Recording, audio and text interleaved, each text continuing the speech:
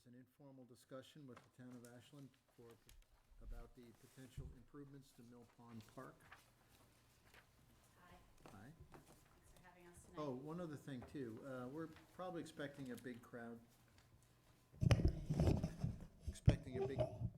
Tonight.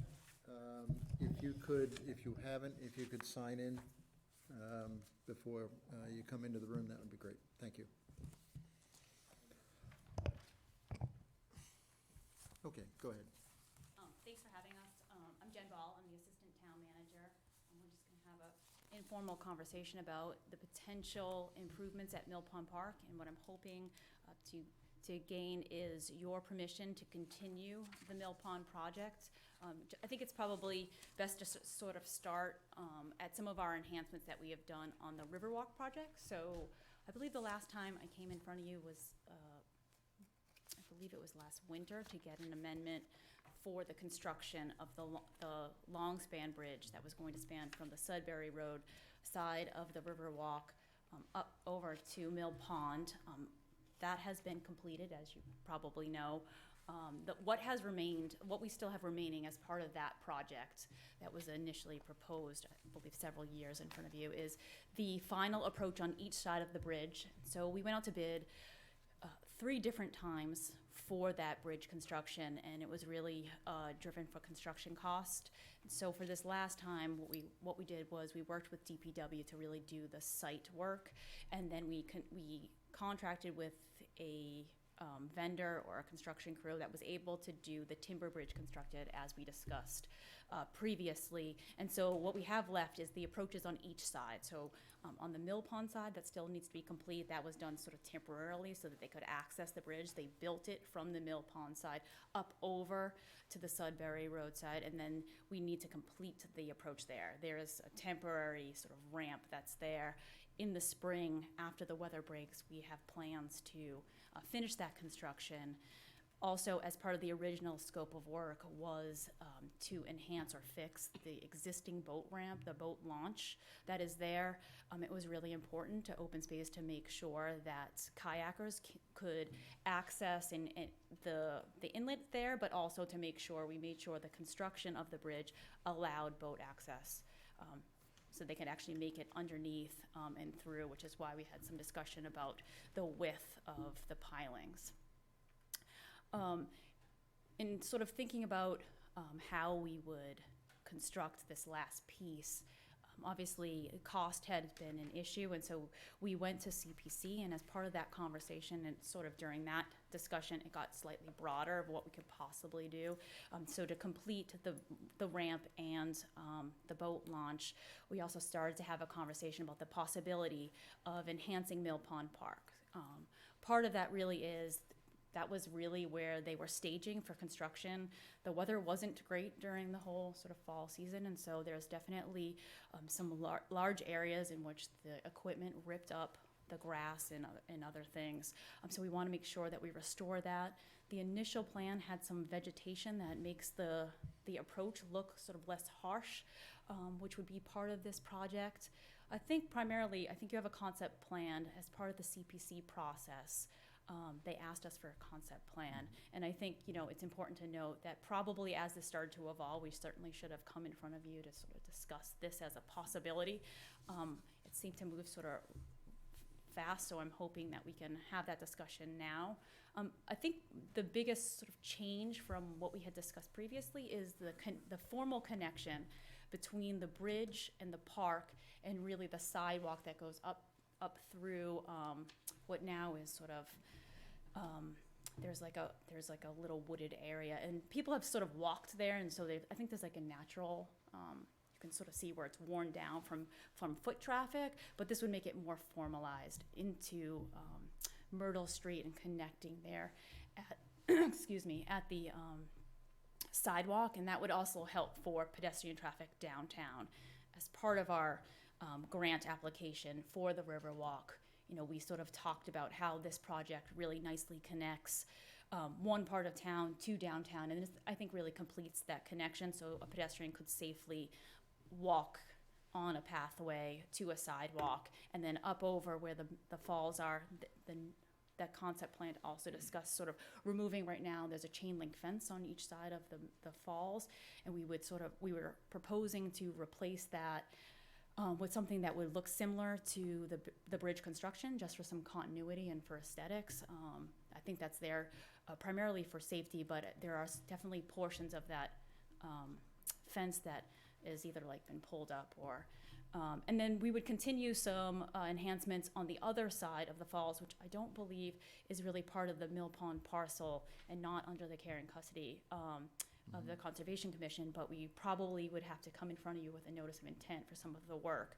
So there's a proposed walkway, and then also that boardwalk, which has been recently sort of fixed. When we sort of looked at it structurally, there may be some enhancements that we can make that would make that a more viable and accessible boardwalk. And then also we'd like to, again, with the continuity of the bridge, I mean, obviously that's pretty, you can certainly notice the bridge, and so making sure that we bring the design together and that it all sort of matches and looks nice. So the bridge is going to remain closed basically through the winter? We're going to keep up the construction fence just because we weren't able to Ramp up to it? Yeah, do the ramp completely. Okay. And is the parking area going to be fenced off for the winter as well? We were going to leave the fence as it was. So basically, our contractor was able, as I understand it, the largest portion of that cost is the setup and then the takedown. Yep. And so we worked with our contractor to just extend their subcontract with the fence company. And so we were anticipating keeping that until we have it completely. All right. And I'm assuming there's erosion controls up around everything, so it's all protected through the winter? Yes. Yeah. Okay. Okay.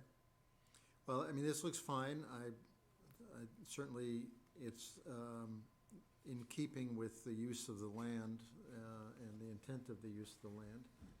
So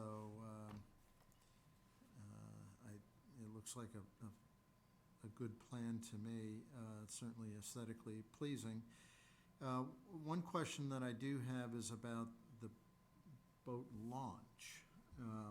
What you said you wanted to improve that? I guess this is going forward, certainly not part of this project, but because that's something that is a direct impact to the bank of the pond. So that is a condition of the order of conditions for Riverwalk and is still valid today. Okay, that be enhanced? Correct. Okay. So I think it really was, I think there's a sort of the pallet is almost broken in half at this point. And then there's some vegetation that's sort of right in front of where the launch would be that a kayak actually couldn't get through. Okay.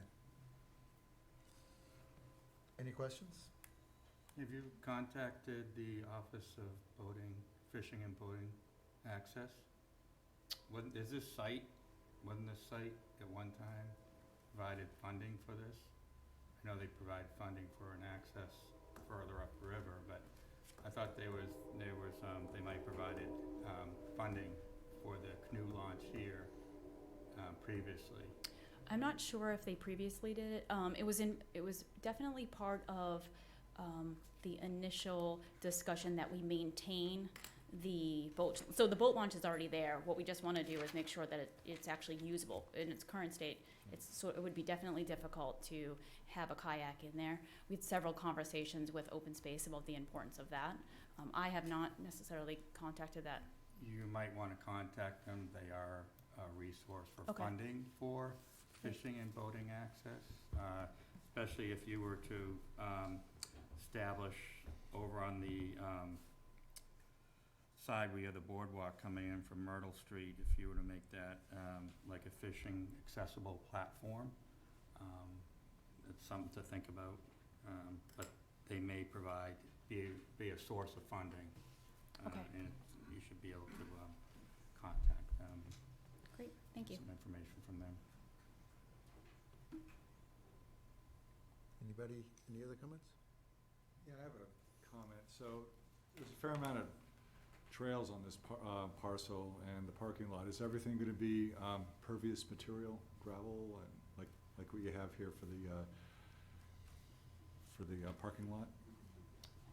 Yes, we can do that. So that's what we did on, what we did on the Ponderosa side. So to maintain ADA compliance by animal control, we were initially, I think the order allowed us to do pavement, but what we decided to do, partly for cost, but partly again for continuity of the trail, was we used an aggregate that allowed the stone dust to stay a little bit more stable, and you don't get as much divots when you have cars sort of driving, and so you maintain the accessibility a bit more, but it's still impervious.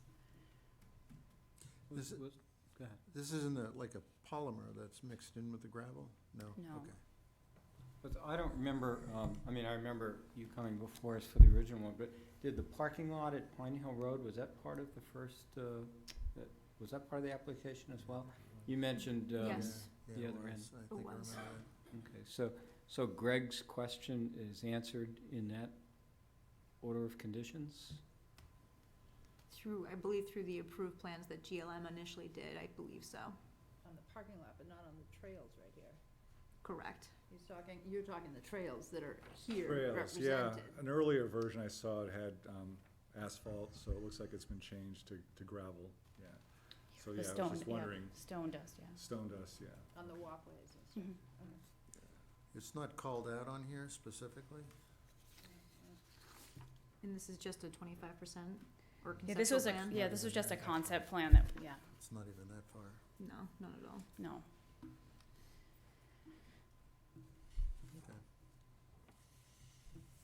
Okay. Jen, who does have care and custody of this area on the other side of the spillway, So Michael, do you know, I think it's the. where the boardwalk is? Is that the Historic Society? My understanding is that that parcel is owned by the town, but I believe it's actually in the care and custody by the select board in Yeah, town. it's definitely the town, when we Okay. looked at it.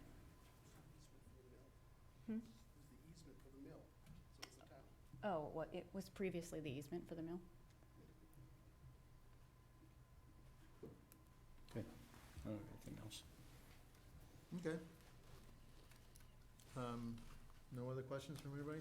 Well, thank you very much. Thank you. Appreciate it. Thank you.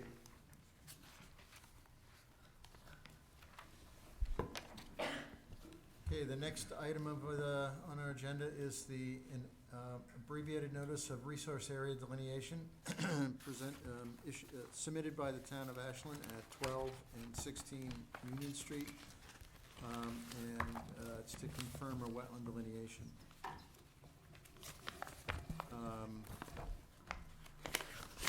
Received the application, but it also was unsigned by the landowner, which is not us, is not the town. And I That is correct. It's currently going through the land court process right now. Okay,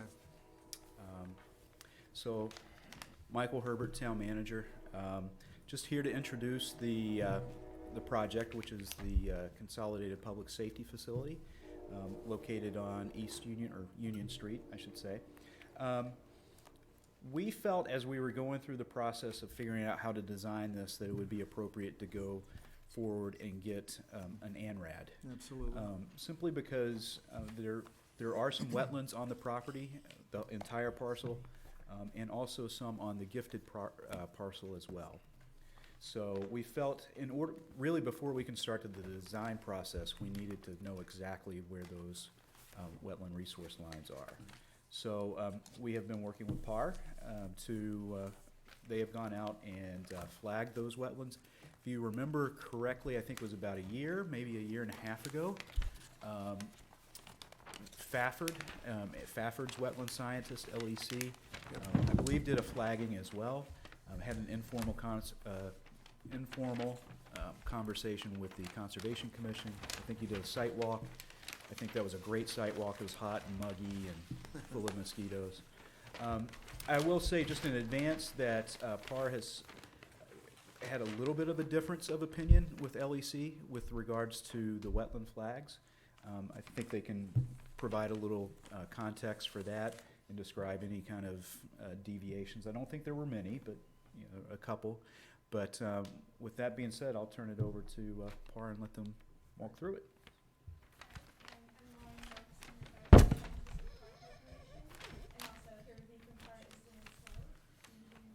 you want it to go there? Lauren, if we can we have you come to the podium because we're being recorded?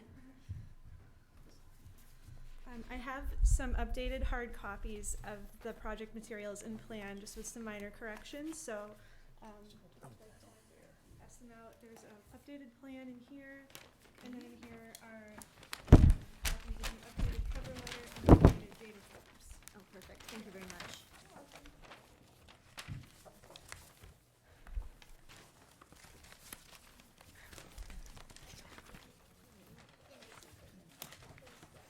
Thank you. Can you all see it okay? Yep.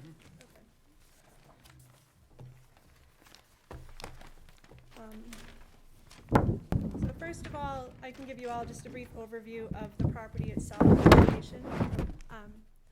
The parcel consists of portions of map 15, lots 76, 77, and 78, located at 12 to 16 Union Street. It's approximately 3.8 acres in size and is currently under private ownership, but as mentioned, is currently in the process of being transferred to the town. The gifted parcel is shown in pink outline on the plan here. The general condition of the site is fairly disturbed, yet undeveloped. There was some previous development permitted on the site where earthwork and some preliminary drainage work had been commenced, but no actual development was ever completed. So you can see various evidence of the previous disturbance throughout the site. There's irregular topography, some areas without topsoil, just early successional vegetation throughout. And also a number of those wetlands were likely created or enhanced in some way by the activities of that former use. So I can briefly go through the resource areas that were delineated on the property. Let me just see. It's hard to, I might just step over here. Sure. I'll try to speak loudly. So they're beautiful, thank you. It's okay. So there are several bordering vegetated wetland areas. There's the A series that begins along Union Street and extends up into the site here. The B series, a short distance southeast, occupies kind of the southern portion of the gifted parcel and kind of weaves around through some irregular topography areas on the site. Then we have the D series up in kind of a less disturbed wooded area to the east of the site. The D series continues off-site here and then picks back up at the property boundary here with this little portion of wetland. The E series down in this corner is connected by a pipe to the E series, which is likely part of that previous development on the site. And then we have a couple of isolated wetlands as well.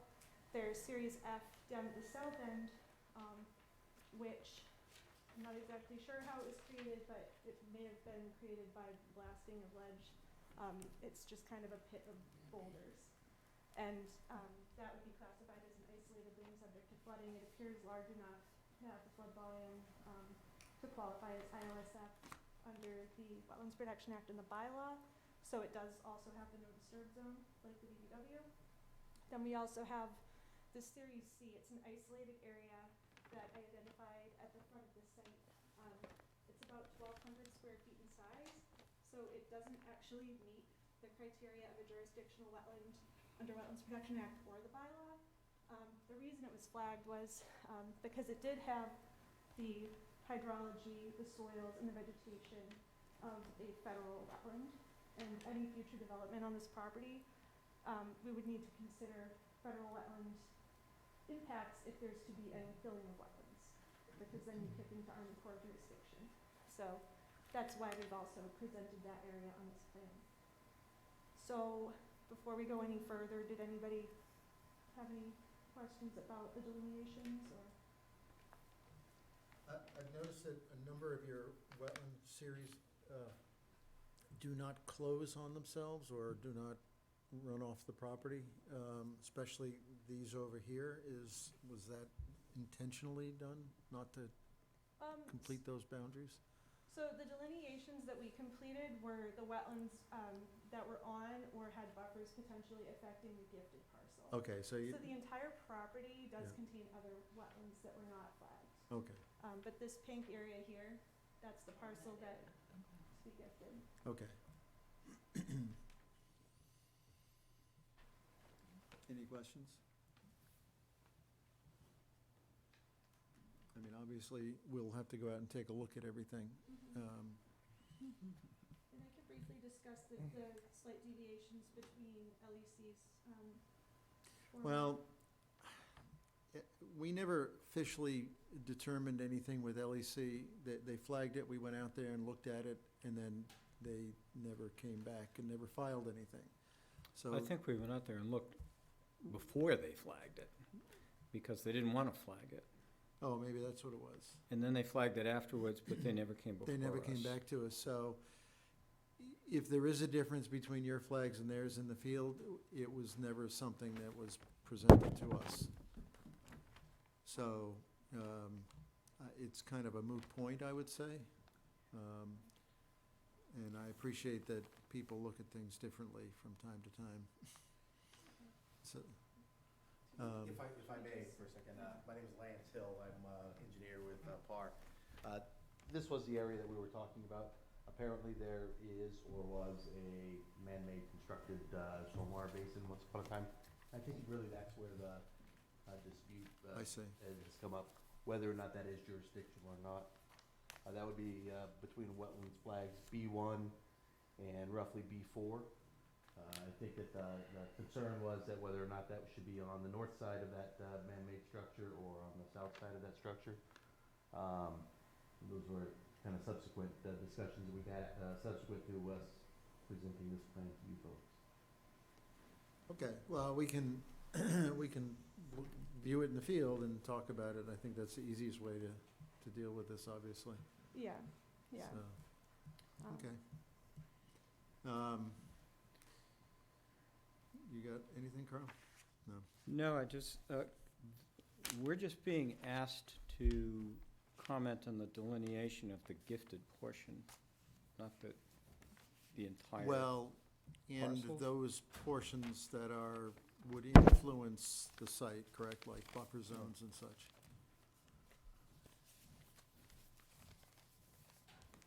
Yeah, So if there's a But that's wetland, gonna require participation of the landowner for Mhm. us to approve Yep. this. well, even the gifted portion, because the town doesn't own this now, correctly? Correct. Yeah. So, and if for any reason that negotiation broke down and we verified and approved a boundary on the site without the landowner's approval, then he would then be moving forward with an encumbered piece of property that he might, for whatever reason, not agree with. Right. So, I think it's important that the landowner be part of this, either by default or actively know what's going on here, that, you know, I think he needs to sign the form or submit a letter indicating that he accepts the fact that this is being done on his property.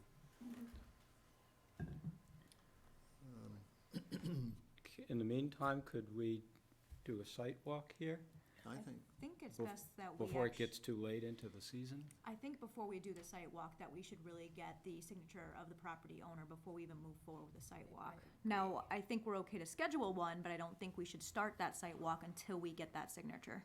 I agree. I'm coming on somebody's property.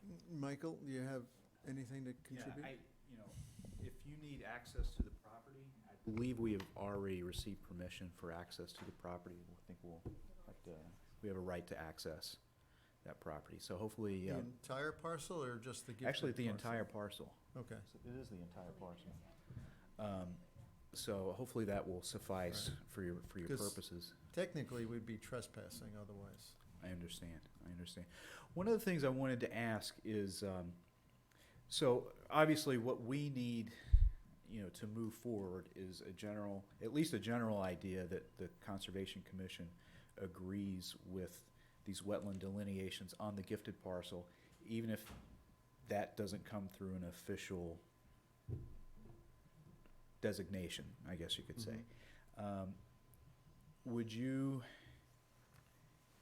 I mean, would you be willing, as a commission, to opine as to whether or not you thought that the lines, after a site walk, that the lines were okay? With the understanding that if we needed to have an official document as part of it, I'm not necessarily sure what emerges out of an ANRAD application. I know an order of conditions comes out of an NOI, but It's, It's called an ORAD.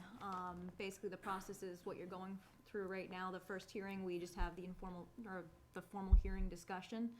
From there, typically the commission schedules a site walk. We meet on site with the wetland scientist. We walk every single wetland flag and determine if anything needs to be moved. okay.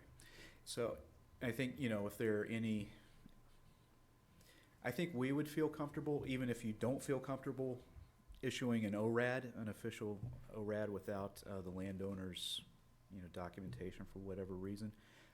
If we all felt, or we were all in agreement that you thought the wetland lines as presented were fairly accurate, that would be a big help for us moving forward. you said that you've got permission to do this. I mean, is there do you perceive that there would be a problem with this being signed? Or a letter, say? I don't think so. I mean, I think, you know, working with this landowner, you know, some things been a that while. seem, some things that can seem pretty trivial, Yeah. can sometimes become a little bit more complicated, just, because the landowner's ensuring that, you know, his interests are protected, which Sure. is you know, not unreasonable. It's two things that concern me a little bit is, one, as I said, if we didn't have permission to be on the property, it would be essentially trespassing. The second thing is, if we did issue an ORAD or an opinion, an official opinion on this, and the landowner took exception to that, he could sue the town theoretically for File an engaging appeal. this process. Well, they could appeal it too, but more importantly, it could sue the town, and, because it's going to, whatever we determined is gonna have an impact on the development, the developability of the property. Correct. We've had this situation in the past with sewer lines, sewer easements going cross-country.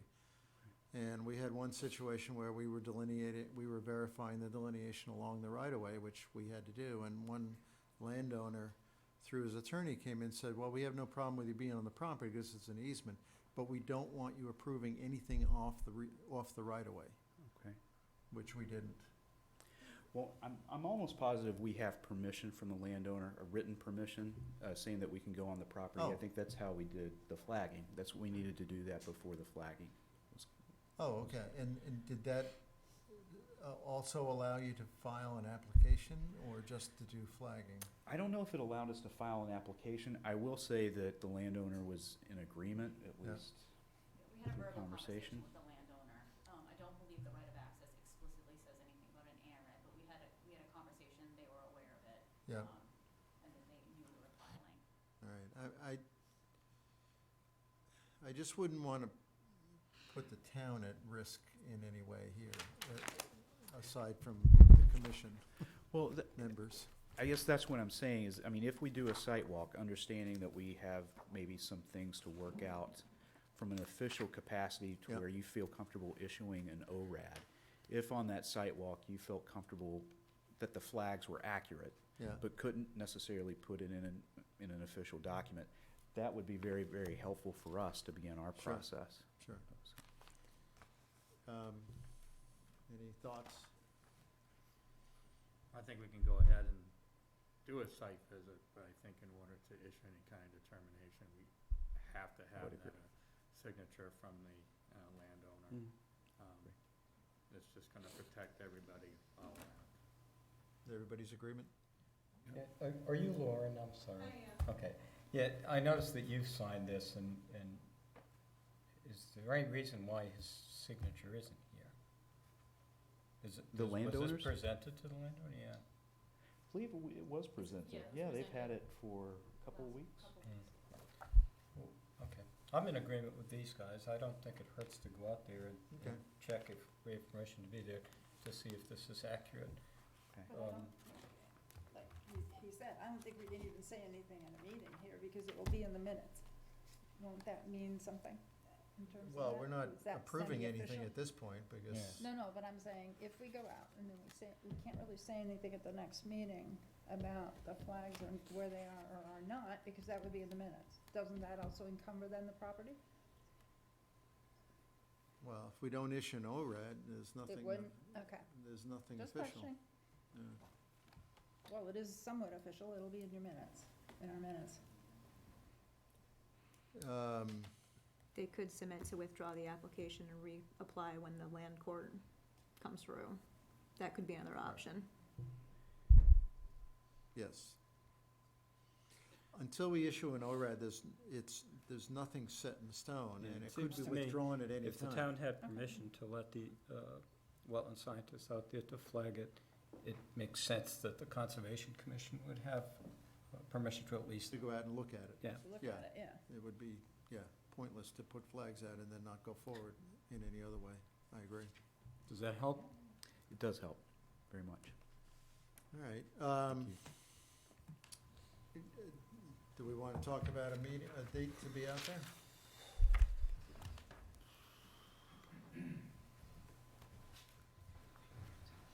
The right time. No holidays coming up.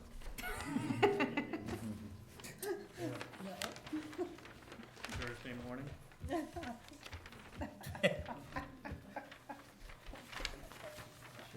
We can all have dinner at my house afterwards. How's that? Shave the turkey there, Yeah, right. Catch one. There's a few that come. Yeah, I suspect this weekend is probably not a good weekend.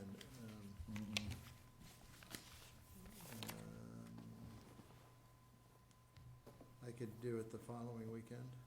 I could do a Saturday, but Sundays are out for me, especially going into Christmas season and being part of a church. Sure.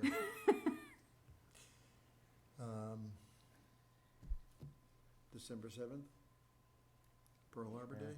Yeah. What, just not is that a first thing. Saturday or Sunday? That's a Saturday. Saturday. Okay, just not first thing, I have something at 8:30. What time? I was about to say, could we do it in the morning, like I have earlier something in at the morning? 8:30 Okay. tonight, but I can meet you up later, or 8:30 whatever. till when? Not that long. What time could you be there? 9:30. Oh. Okay, that's fine. Is that Yeah. okay? 9:30? We'll that make work? that work. Saturday, We'll make it. December 7th, 9:30? Yep. Yeah, that's All right, good. All right. All righty. There's not a lot of here to discuss in the sense that I'll open it for comments if somebody has any comments, but like I say, there's probably not a lot to discuss here. No? Okay, great. 9:30, you said? Yeah, December 7th, 9:30. So we'll continue this then until, I'll make a motion, we 9th? continue. The 9th is the next meeting, Eversource is on that agenda. And then after that, it's December 23rd, which is right before another holiday. Other than that, you're looking into January. What would be your preference? do we have anything else on it, not on the 9th, or just Eversource? Just Eversource currently. Be happy.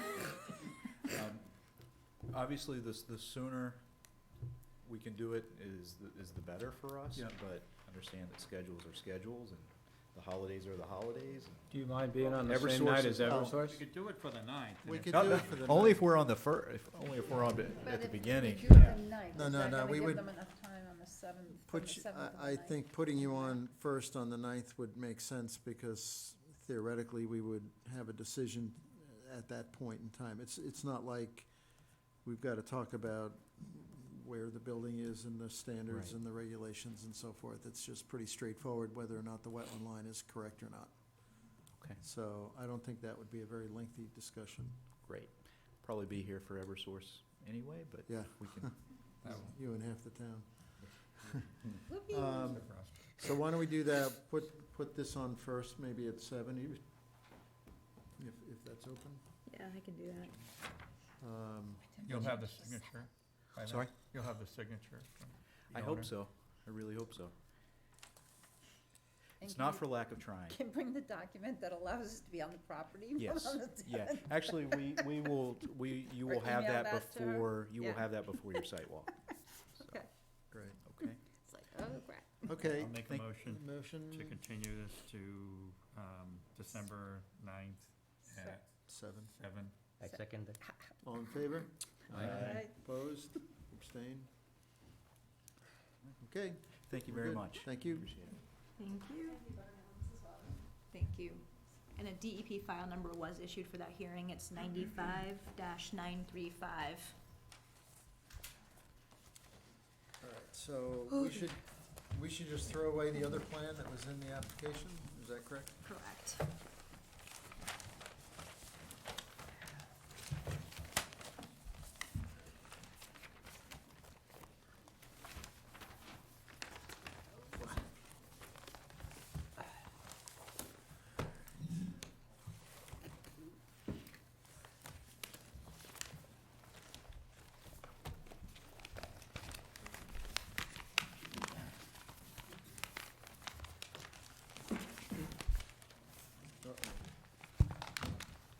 Folded it differently, it doesn't fit.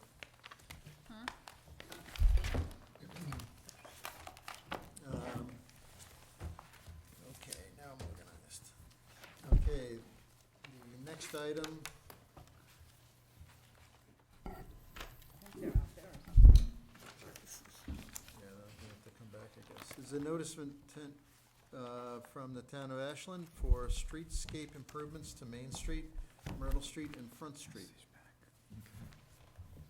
Just as a quick background for the Conservation Commission, initially looking over this information with Bill, who's present tonight, I felt initially that it could have been addressed in a request for determination of applicability, given the nature of the work and where the work was taking place.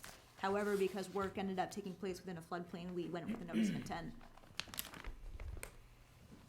File number is issued, 95-934. Good evening. My name is Bill Paley. I'm with BSE Group. We're the design consultant for the downtown streetscape project. What I'd like to do is just give a brief overview of the project. The project begins at the intersection of Pine Hill Road and Myrtle Street, travels up to the intersection of Water Street, where it becomes Main Street, continues along Main Street from Water Street all the way down past Pleasant, past Front, and then terminates at the intersection of Homer and Summer. The project also includes Front Street from the intersection of Main Street all the way past to where the Ashland lumber property is located, or the market parking lot.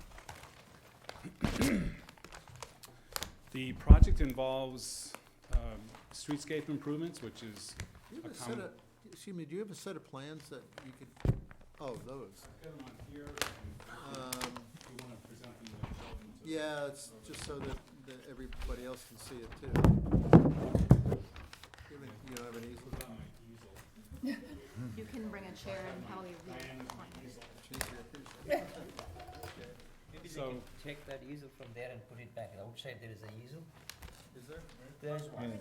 Yeah, I think just take it out and put it back afterwards like We'll that. do it the old-fashioned way, put it in the back of a chair. It never Nope. stands up.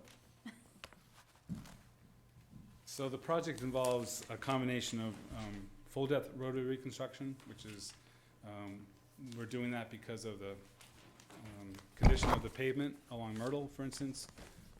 Also, we need to reset the curb to do some road diet, if you will, to reconfigure the travel lanes along Main Street. Involves new curb, reset curb, sidewalk, and minor drainage work, which I'll get into in a minute. Involves streetscape type items, which is landscaping, ornamental lighting, new ornamental signals. Where's that happening? It also involves installation of new decorative benches, trash receptacles, as I said, landscaping, new trees, shrubs, and other features along both Front Street and Main Street. We're maintaining the existing number of parking spaces along Main Street and Front Street. We're implementing new bike lanes along Front Street, and we're really implementing wider sidewalks along Main Street to allow businesses to thrive and to have more space for outdoor seating in the future. The section that we're appearing before you tonight is, I want to focus on the section of Myrtle Street from Pine Hill Road to Water Street. That is the section that's within the 100-foot buffer as well as the 200-foot riverfront. So the work that we're proposing along Myrtle Street involves full depth reconstruction, primarily due to the fact that we don't have any history of the pavement through there. The surface is in really poor shape. The drainage is non-existent, and so we're trying to make those improvements using full depth reconstruction as opposed to along Main Street, which is what we're proposing mill and overlay, because the pavement's in great shape. So I want to spend a minute and talk about the existing drainage, how it works along Myrtle Street. I'm sure you're well aware. There's a bridge. There's 2 pedestrian bridges along the Mill Pond side. There's a main bridge that allows the Sudbury River, from the water from the pond, to flow into the Sudbury River. There's a couple of catch basins out there, but basically what they do is they catch water. There's no sump in them, and they discharge directly into the Sudbury River. Not a good thing. The second issue that we've noticed also is that there's no curb from the mill driveway down. So any surface runoff is just basically flowing overland flow into the Sudbury River.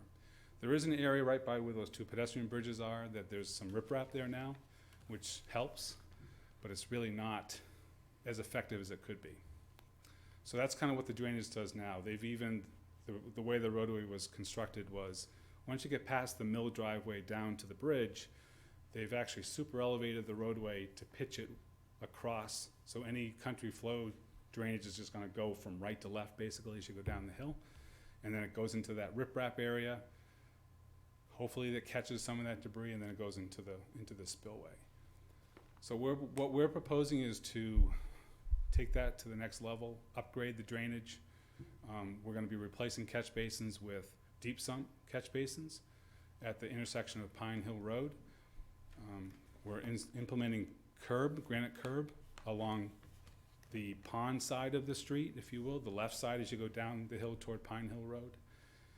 We are still gonna keep that super elevated section so that once you get past the mill on the right side, any water that hits the shoulder is gonna spill like it does today, but any water that hits that pavement is gonna go right across, get caught by that curb, right into a catch basin, deep sump, and then any overflow is gonna flow out the back of it onto a new riprap area. So we're gonna expand that riprap area a little bit, make it a little deeper so that it catches any flow or debris coming off the roadway.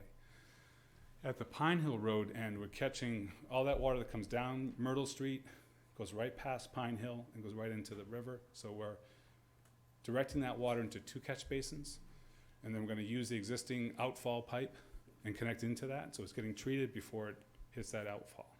So as part of this project, we're not adding any new outfalls, we're utilizing the existing 2 outfalls to catch that surface runoff and treat it before it outfalls to the river. So the project is in the floodplain. So I worked with Megan, and Caitlin worked with Megan we provided calculations to show what the incremental impact is to the flood storage. So by lowering the roadway surface of Myrtle, we're lowering it by about 1 inch. We're able to achieve that existing flood storage or greater through the calcs that I provided in the application. As far as the roadway width goes, the impervious surface, we're actually narrowing the roadway, so it's about 21 and a half, 22 feet wide. Some places it's 25 feet wide, but that's just because they've paved it at the intersection of Pine Hill. So what we're doing is we're making that width more consistent, and so that it's just the travelway and the shoulder. So we're actually theoretically decreasing the amount of impervious, but it's not really a huge difference. But the important thing is we're maintaining the existing flood storage, the existing width, basically the existing profile of the roadway. So we're not raising the grade, and we're not taking away any flood storage. We're not impacting any of the buffer. Everything's from the shoulder in. We're actually gonna be protecting the buffer from any spillover, if you will. So I'll stop there and I'll leave it to the committee. Got any questions? For me or for Diana? So the rest of the project, this is actually what I was looking for, something that shows the whole project area. So the rest of the project area, there's, I guess there are a couple of places where you're in at least buffers, and what's the blue line? Is that floodplain? That's usually the riverfront area. That one, riverfront. Blue shaded is often the floodplain, and the blue dash line is the riverfront. Is riverfront, okay, so there's a little bit of work in riverfront down on Front Street. You're showing buffer zone. I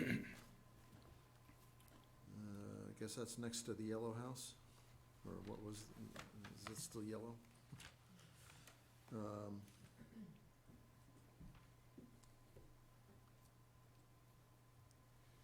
So, the big thing is, you're in land subject to flooding, you're actually working, well, let me ask you this.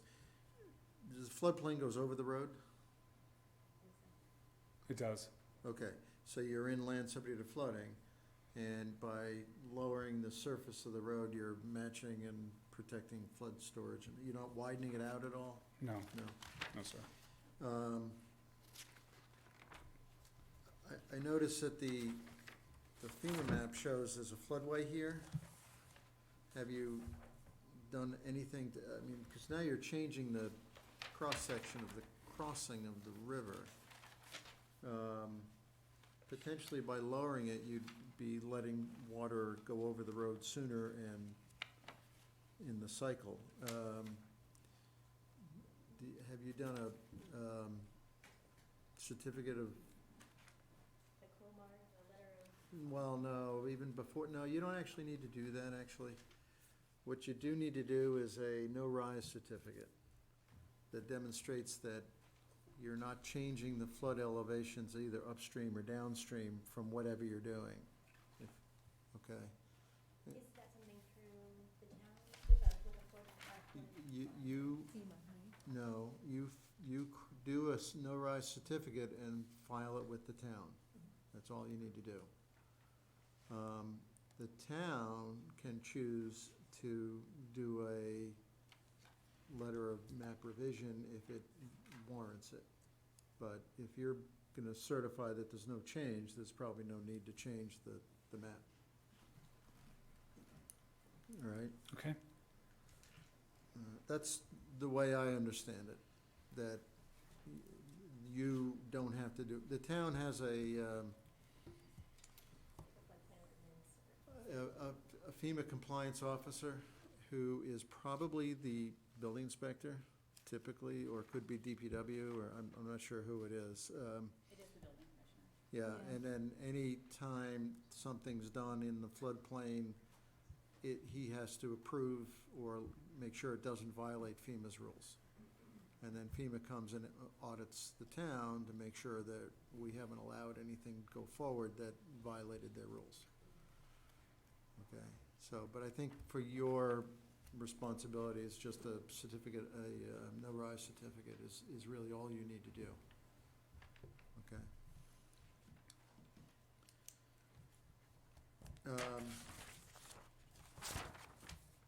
And the floodplain that you're impacting, is it just the roadway surface itself? Or is it gonna be anything beyond that? Just the roadway surface. Yeah, I mean, we're pretty much keeping with that paved surfaces now. It's gonna Okay. be the same horizontal alignment and same vertical alignment, except we're gonna shave off just a little bit. Okay. Is this a complete streets compliant project? It is a complete streets compliant project. We're upgrading wheelchair ramps or handicap ramps. We're providing ample room along the travel lane to accommodate sharrows where we can. Okay, It's been reviewed by or discussed with the town, presented to the community. We're adding bike lanes along Front Street. We're making the sidewalks wider, ADA compliant. All the signals are now gonna be ADA compliant. So, yeah, we are you are definitely complying with the It complete streets. wasn't clear in the presentation last night or the other night at the town meeting that it was a complete streets compliant project. So.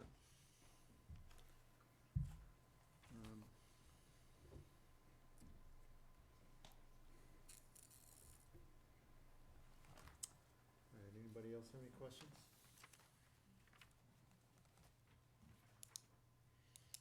I have just one. On the notice of intent form, let me just open it up here.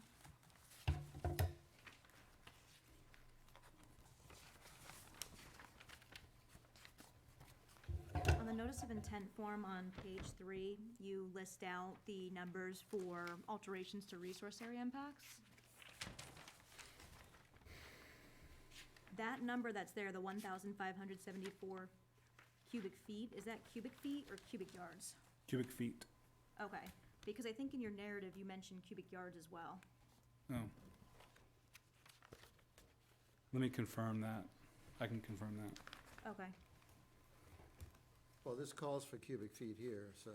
it does, but in the narrative, I'll show you here. Right, Yeah, so, it does right here. so, Cubic yards. right, so that Oh, yeah. should be, we'd have to convert that to cubic feet. So if you can just do an addendum to Yep. that page if necessary? Yep. To whichever page, whether it's page 3 or your narrative? Absolutely. That's May, page 5.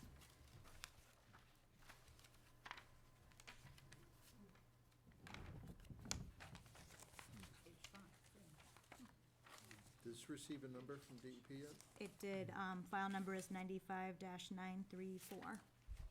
Were there any comments? Nope. No? I'd like to go back to the stormwater, your stormwater design. You focused on the stormwater here at the river, but what about everywhere else in the project? So everywhere else in the project, all of the, along Front Street and Main Street, obviously it's curbed, it's a previously disturbed area. We're within the right-of-way, the public right-of-way. All the drainage catch basins are gonna be upgraded to have deep sump catch basins. Okay, good. If we've got a drop inlet, we're not gonna discharge that into a manhole. It's gonna go into a deep sump catch basin before then it goes into the manhole system. So if, haven't discussed it with the town, but if the town wants to put hoods on all the catch basin outlets, we will certainly add that to the project. So we're having those discussions with Doug. Yeah, we want to do that. Yep, yep. Okay, so anytime you replace a catch basin, you're going to replace it with a deep sump. That's correct. Good. So, I mean, we've looked at all the catch basins, most of them have sump, but there are some that we're just not sure. So Sure. we've accounted for that in the quantities, and we'll be out there as the resident engineer with the contractor. We will go case by case, and we'll have enough quantity and budget to be able to upgrade that as we need to as we go through the project. You talked about a road diet. Where in particular? Well, when I say road diet, I guess what I mean is along Main Street, we're actually narrowing the lanes. Yep. The travel lanes are anywhere from 11 to 13 feet wide, so we're making them more consistent. That center turn lane along Main Street that lets you turn onto Front Street or Pleasant, that'll be 10 to 10 and a half feet as opposed to being at 12 or 13. The travel lanes will be reduced down to 11. The parking lane will be more consistent, 7.5 feet wide. And then that's gonna basically narrow the paved width. Sure. And then the sidewalks will become wider. And let you More put in room for sidewalks, yeah. lights and street furnishings and things like that. Front Street, on the other hand, because we're adding bike lanes, it's essentially staying the same width, the travel width. It's 2 lanes, parking on both sides. We are reconfiguring Front Street by the farmer's market. We're actually implementing or reinstituting the at-grade crosswalk in front of the library that got taken away, or got added, but we lost parking, so now we're putting in a curb extension.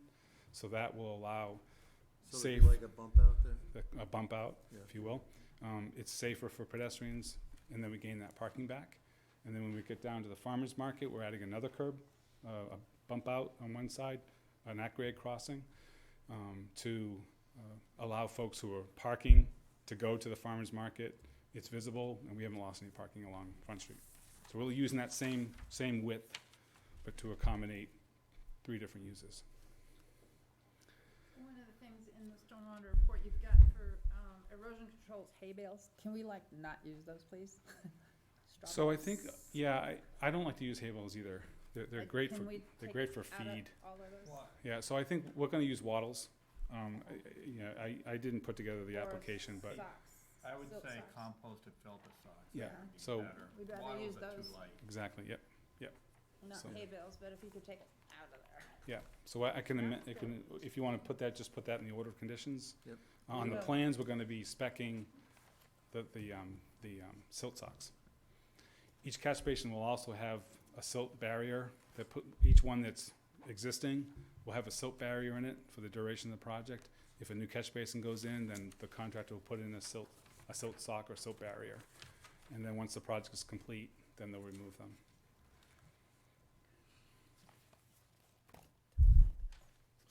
Is this related or unrelated to the depression of the utilities?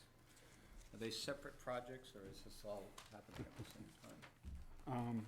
I might want to defer to Mike on that one, but they're separate projects. I mean, utility undergrounding is part of this overall project, and the town is working to try to get, we're working with the utilities to get their designs on paper, and we've been coordinating with them for the last 2 years. So we're working to try to get one contractor to basically implement all of the infrastructure that's involved with the streetscape portion as well as the undergrounding portion. I guess the reason I ask is to Gene's question about the stormwater impact on the rest of the project that's on Main Street and Front Street. How would that, if at all, impact the plume? Or obviously you're gonna be going over the culvert as well. Right. So we've coordinated with DEP and with EPA on the plume. We know where the plume is. We're going to be implementing on the plans, in the notes, in the bid documents, language that makes the contractor or the contractors who are bidding on this project aware of the plume. And then there are steps that will need to be taken that the EPA and the DEP have spelled out that contractor will have to implement if they encounter groundwater that's contaminated. There's been two projects in the past year, one the water main work, as well as, and I think there was another project where we did some work, not us, but both 128, so 128 Main. project. So they've been doing excavation along in that area, and they've not hit groundwater. So those two cases where, okay, so we've had two projects that they've been doing excavation, they haven't hit groundwater. That's a good sign.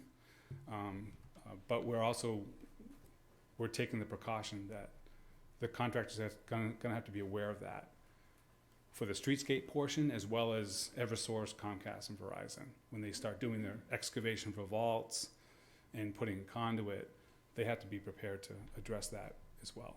And the culvert as well, the location? The Charlie Brook culvert, or? Yes. So the Charlie Brook culvert, right now, the plan is to make specific repairs to it. They've had a couple of issues at the fire department end, so that's part of this project. Again, whenever the contractor's gonna be in the ground, they're gonna be aware of running into contaminated water, how to treat it, how to dewater, all those things are gonna be included in the plans and the bid documents. So they're aware of it when they're bidding the project, and they're aware of it when they're constructing the project. Okay. And there's no infiltration of stormwater into? None. No, everything's being carried into the existing drainage system, treated, and going to the exact same outfalls that exist today. Thank you. So, that's a good question about Charlie Brook. As part of this project, you're not planning to replace that, are you? Or are you? At this At least the section that is under the project. At this point, the answer is no, because we've had a camera go through the culvert, we videotaped, or videoed most of the culvert, and there are two locations where there's a there's been some damage to the culvert. One is by the fire department end where there was a cave-in last year. That needs to be repaired. The ceiling, the roof of the culvert caved in a little bit. So there's debris now in that area, so it's preventing flow. The other location is where it takes a turn onto Concord Street. That's another area that was repaired several years ago, and I've been working with DPW to get the history of that repair. But when you get into the culvert, you can see where that turn is. There's also debris that was never cleaned out from that location. You've got blocks of cement and other things that are preventing that flow from going down the culvert. It also changes diameter there, doesn't it? It does. It goes from circular 4 foot down to 3 in some places. The jog through the library, it's the 3 foot circular culvert, but it's clean. It flows pretty well. There's no obstructions. And we've also noticed that the capacity of that culvert has never been maximized. You can tell by the stains, the water level. So we believe that those two locations, if they get repaired, that culvert will be more efficient than it is today. Wow. I wasn't aware that the culvert collapsed. Neither was I. That's not good. And that was determined only because you sent a camera through? That wasn't something that was... Yeah, Was that's it right. not previously known that it had collapsed? Well, it was known at certain places. I mean, 20 years ago, I think it was 20 years ago, right in front of the corner of Concord and Front, whatever shop that is, that's where it takes that turn. Yeah, But you can see that there's been repairs made to it. You know, concrete walls have been poured. but you're talking, I think Gene's talking about where you said the roof caved in of the culvert. At the fire And station. that was near the Yeah. fire station. Yeah, that was a year ago, or was it this? I think it was earlier this year. So they had separated the roof is all granite slabs, really thick granite slabs. I mean, they're not going anywhere. And there was some separation or a break, and so whatever they were trying to plug the hole with, soil or dust stone, or it was just going right into the culvert. So they had to dig it up, plate it, and so they could at least do a temporary repair. But the real repair should be to put back either a concrete ceiling or a concrete roof or another piece of granite to So the shore it. material that fell through is still in the culvert, though? That's correct. That's a problem. Yeah, so this is an opportunity for the town to just repair that area and clean out that debris, because what it's doing is it's carrying it downstream during high flow, and it just raises the bottom of the culvert. Mm. So your headroom gets less and less. Thank you.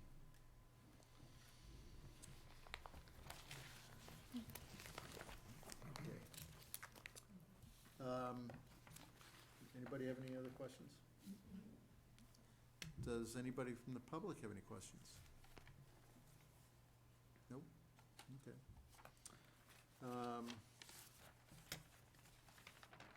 do you guys want to do? I'm gonna need a revised page for that, from that notice of intent before this hearing is closed, because I'm gonna need that to reflect that into the order of conditions. Okay. Otherwise, I think the next meeting, this can be pretty quick.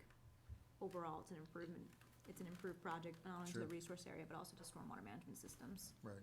So you just wanna continue it and do Continue everything to the over 9th. next? We could do it. Until we can get that confirmation, so I can reflect it into an order. I'll draft an order in the meantime.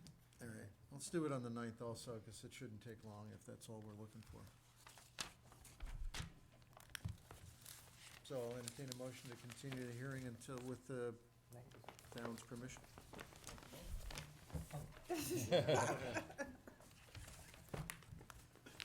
Continue the hearing until December 9th. So moved. Second, 7:15, 7 o'clock, Second one, 7:15? 7:15. At 7:15. Okay. Greg, second. KG. Okay. Who motioned? Greg. Okay.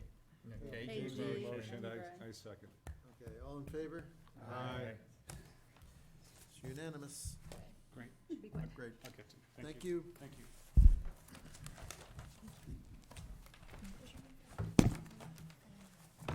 Is that yours or mine?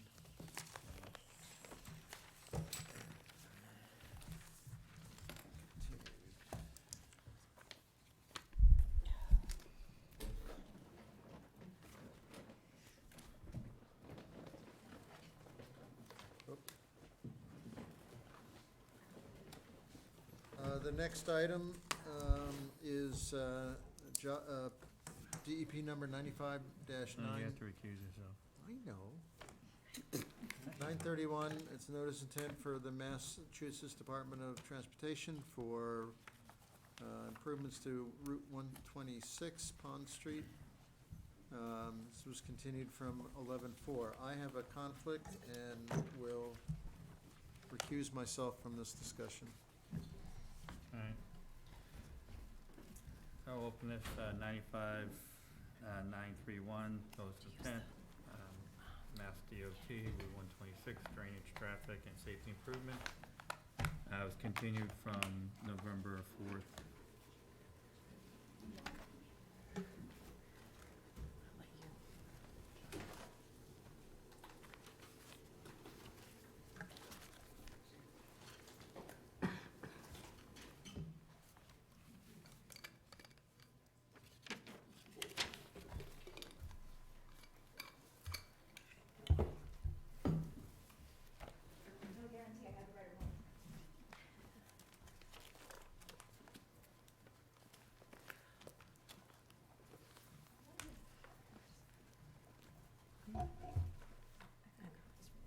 Okay.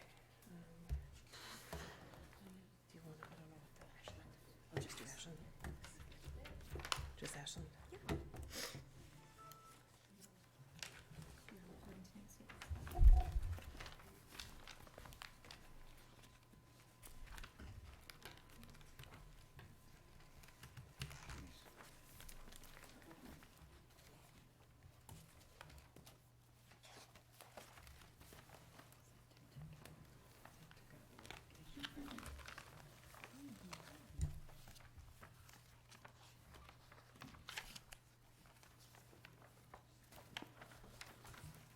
All right, should we go ahead and?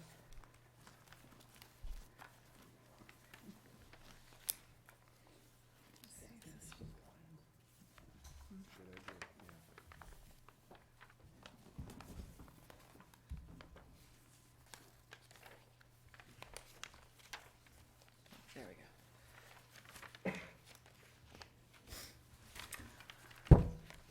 All right, good evening, thank you. I'm Danielle Spicer from Green International Affiliates, and we're here just to continue the hearing. Megan, I don't know where you want us to start, if with some of maybe the supplemental information we submitted? If you can just give a brief overview for the project. I know the folks in the audience are familiar with it, but I think folks watching from home may or may not be.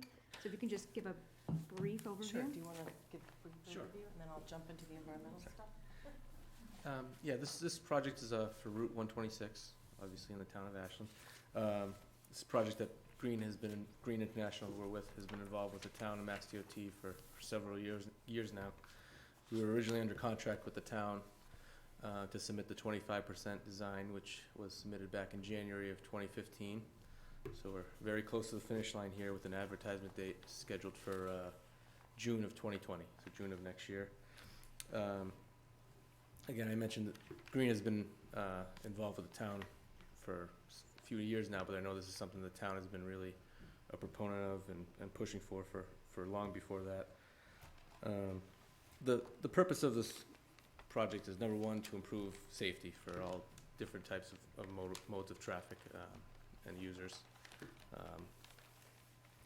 It's also, the purpose is also to improve aesthetics, since the corridor is in need of some upgrades. We're providing continuous mobility and accommodations for bicyclists and pedestrians.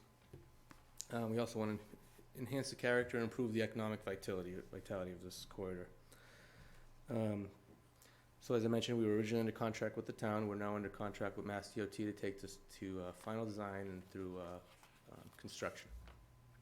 The project starts at the Holliston town line, extends for about 1.7 miles or 9,000 feet to the north, to the Framingham town line.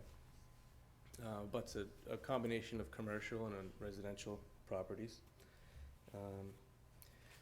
There are several key intersections along this project corridor. Thanks, Danielle. One is the intersection of Spyglass Hill, which we're proposing to install a roundabout at. This is something that Mass DOT and Green and the town have been working towards for several years, and have gone through numerous iterations and evaluations to determine that this was the best option for this, roundabouts in general, improve traffic conditions, and obviously result in less pollution. There's also the intersection with Elliott Street, further to the north. We're going to be providing ADA accessible ramps, new crossings, all new traffic equipment, some lane reconfigurations to improve traffic flow. We also have the Algonquin Trail further to the north. We'll be realigning Algonquin Trail so that it's directly across from Harvard Street to create a four-way intersection, improve safety. And then there's also the Market Basket driveway. Again, we're going to be reconfiguring some lanes there and putting in all new signals. So in a nutshell, that's really it. Again, number one priority here is improving safety, providing accessibility for pedestrians, bicyclists, drivers, and just so close to the finish line here. We have advertising date of 2020, June. So that's about it. So along those lines, we had submitted, excuse me, obviously you can see with the aerial photo we have up there, we have wetland resources located on both sides of the road throughout the project. We have a couple intermittent streams, and we have impacts with both of those, with both bank, wetlands, as well as a little bit of borderland subject to flooding. So we had submitted original information, received some additional comments. We had met on November 4th, and we submitted some supplemental information on the 18th addressing those comments. Along those lines, do you want me to just kind of start going through them? Sure. Oh, actually, do you want to go over your comment stuff that you sent tonight? Maybe that's the easiest. There were several comments that we went through already at the previous hearing, and then you had submitted tonight to us basically some of the outstanding comments. Thank you. I figured if we just kind of go through these one by one, I've got some supplemental information, but as we hit each comment, I can give them to you, give that to you then. Sure, we can do that. You didn't have to go through the ones that we already did. Yeah, no, she had some highlighted ones that I think were still out there. So on one of them, you had noted on our Form 3, we had bank impacts, and then we had listed 0 under the replacement. And our response was a little bit, when we said after the completion of the total work, bank disturbed would be replaced in accordance with the performance standards. That would be all temporary bank would be replaced in accordance with that.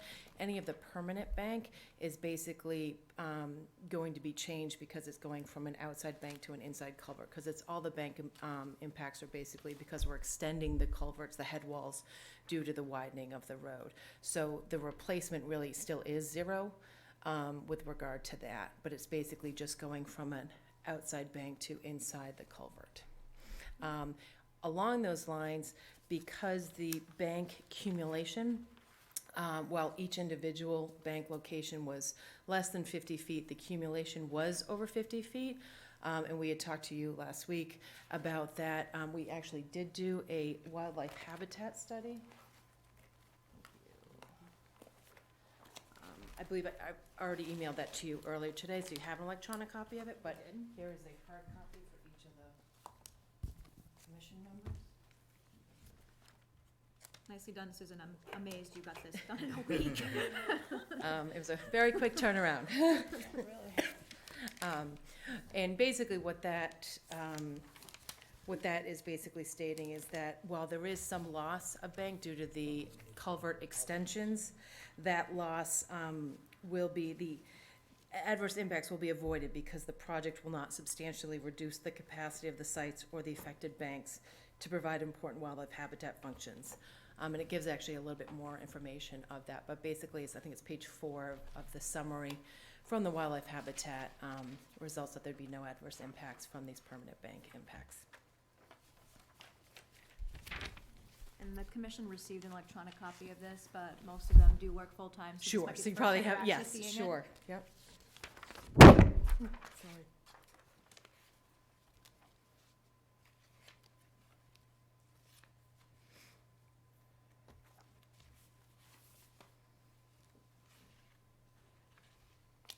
I admit I have not had time to review this. Actually, I hadn't even had time to send you an email to say that this was required by DEP, and then Susan turned it around. So I know that I haven't had a chance to go through this. I don't know if any of you had a chance to go through it. No. Okay. Do you want to keep on moving through the Sure, comments? sure. The next comment's pretty straightforward.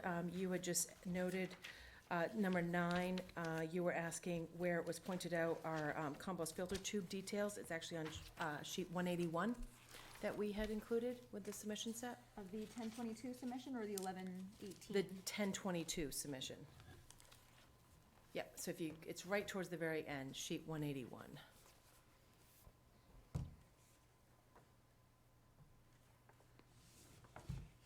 There's a right, and compost filter tube detail. Okay, got it.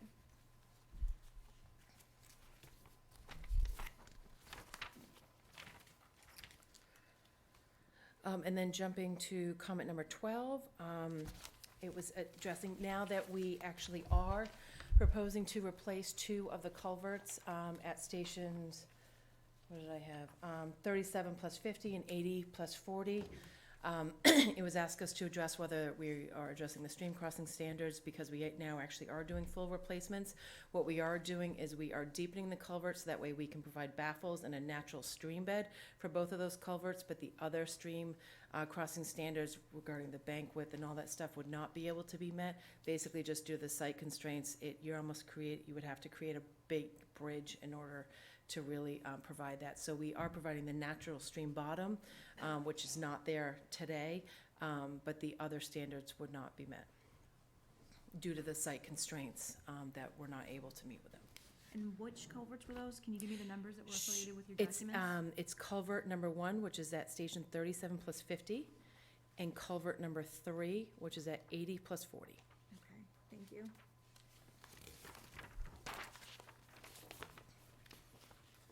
Okay. And then going to response number 18, I guess I was looking for a little bit more direction. We had noted that the implementation of low-impact development techniques is not feasible due to a bunch of the site constraints. Yep, when I was originally looking at the comments here and the comments that were submitted, there were a couple of different times where structural BMPs are spoken about within the comment sheets and within the plan revisions. I was focusing on comment number 18, I was focusing more on the technique of low-impact development. And I was just wondering if you had looked into any sort of low-impact development techniques other than what was listed out previously. No, I mean, basically, this is, it's Previously disturbed. It's all previously disturbed, it's curbed. This type of roadway and the development that's around it doesn't lead to doing sheet flow and stuff like that. There are other roadway designs that we've done where you can allow the sheet flow to kind of, so you don't have those point source discharges. You just, in this developed area, in this corridor, it's just not feasible to do that.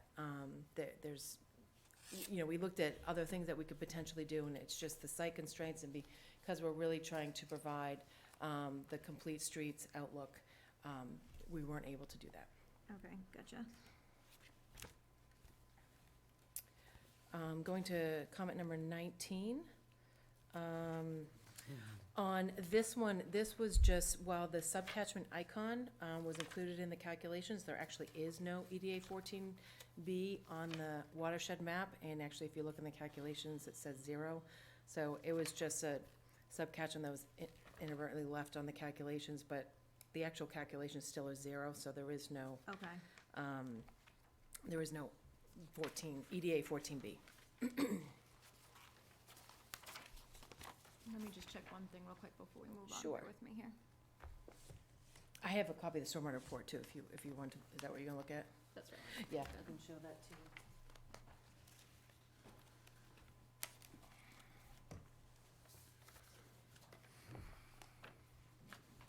So, EDA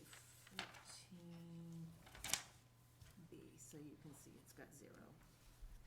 Okay, perfect. There's no page numbers in this, right?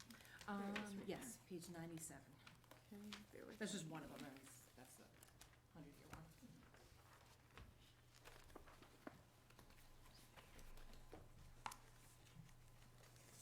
Okay.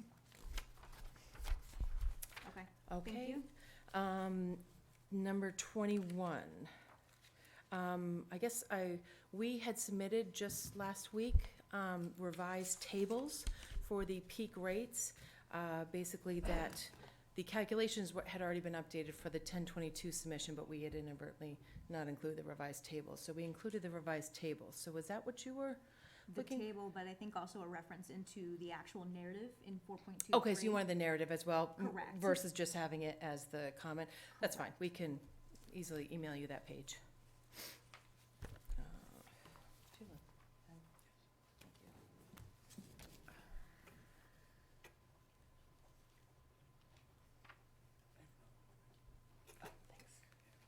Okay.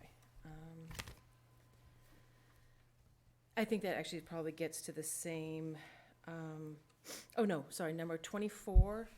I think you had noted you wanted to point out that discharge point W/Y, which is 14B, is the discharge point for DP 14B. So it's, and it is discussed in the stormwater report on page 24 through 25 of the stormwater report, Can so. you pull out that report? That was what I was Yes. referring to, was more so the narrative.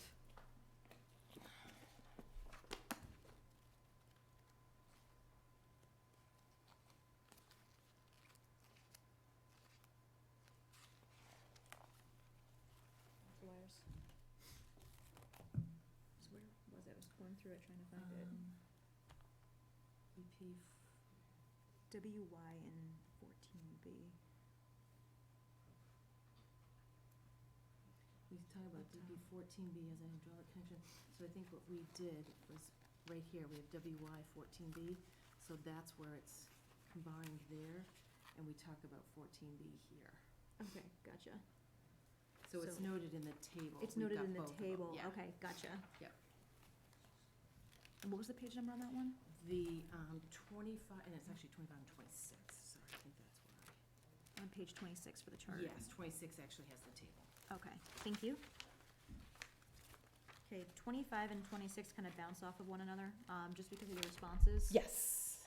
This is with regard to the The boring. borings and stuff, dry and wells. we received the comments, excuse me. Actually, did I, what do you have? What do I do with my packet? Thank you. So we received the comments, the 3 comments from the town engineer, and did the commission members also receive those 3 comments? I don't think I forwarded them to you. It would have been probably 20 minutes before the hearing started. So I'll just go over the 3 comments that he had. Basically, he was just asking, with regard to, there's already a leaching catch basin at the end of Spyglass Hill that consistently floods. Have they run percolation tests to get an infiltration rate of the soils at the depth of the bottom of the sump? So we don't do percolation tests just because they're not allowed for stormwater BMPs anymore. We did use the Rawls rates for the area at Spyglass Hill. And basically what we did, just to take a step back, we did additional borings in this area because this was the one area where groundwater wasn't necessarily as high as in a lot of the other areas. And we found 2 locations where we could actually put in a few additional dry wells. I'm just gonna bring this up.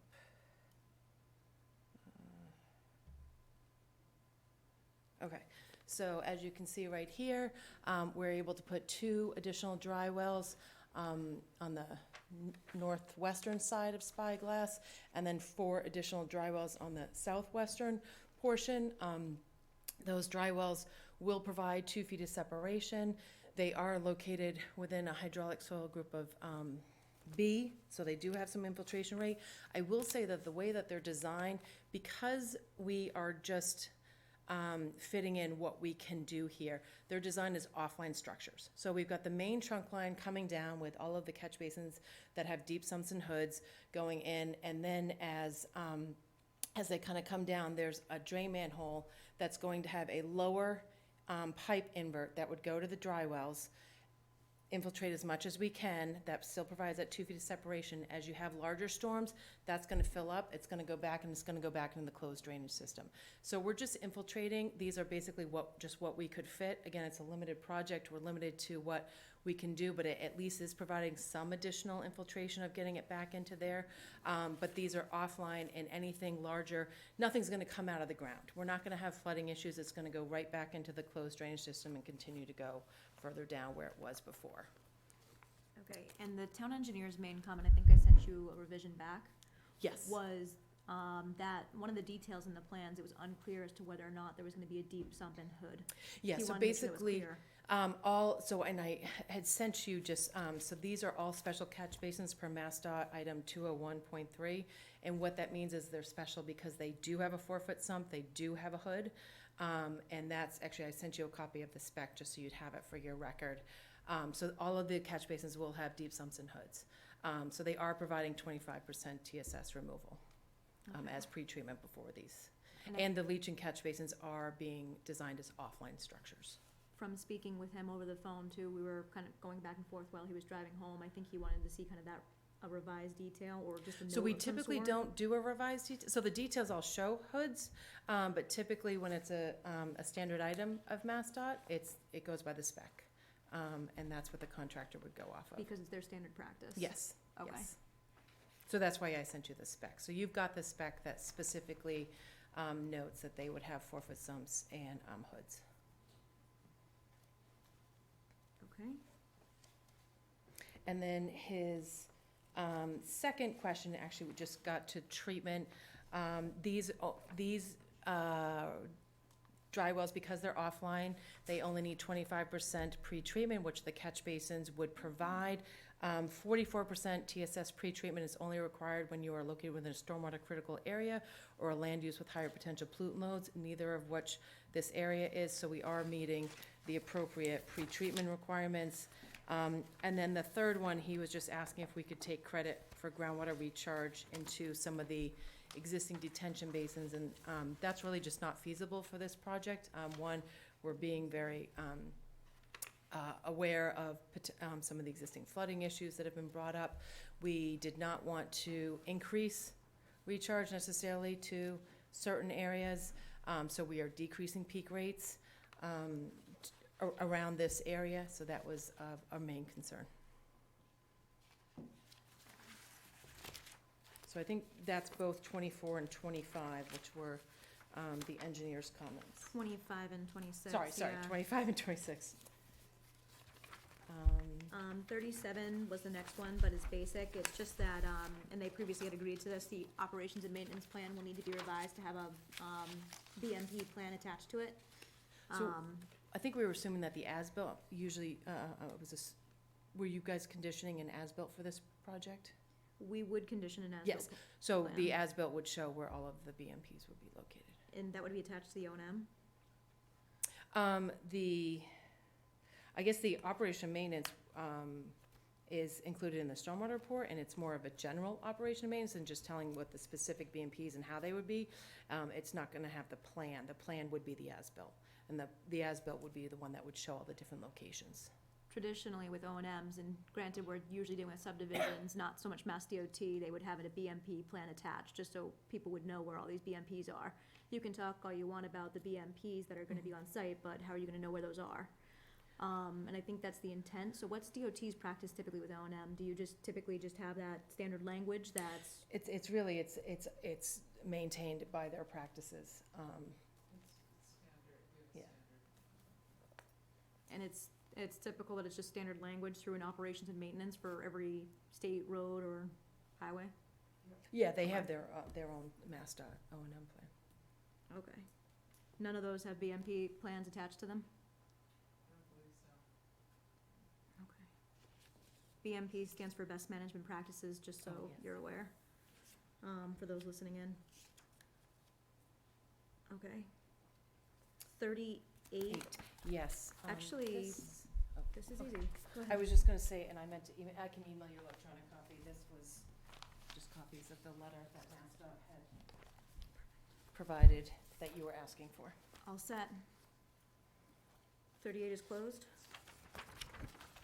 44, I had asked for inserts for the sheets with wetlands on them, which you had submitted from the last submission, so I think that that's closed out as well. And well, I thought just as a, if it would be helpful, these are the figures, 8A through 8H, that you have as 11 by 17s are in color, but just in case, here's full size.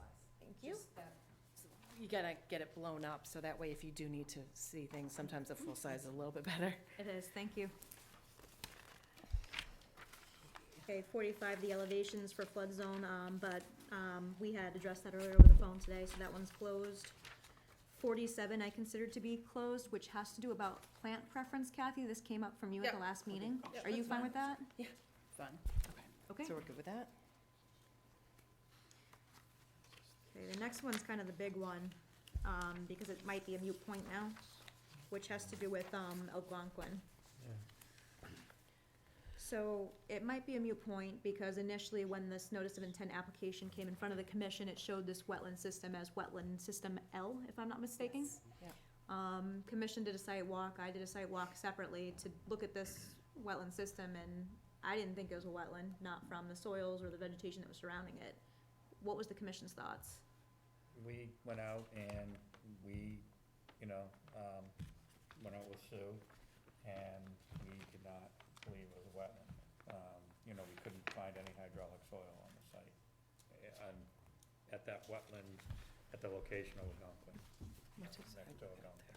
Okay, is the rest of the commission in agreement with that? Yeah, we saw the samples, soil samples, and it seemed obvious to me at least.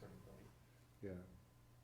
Okay, and Susan, you and I had a conversation about this. You're in agreement as well. Danielle, you as well?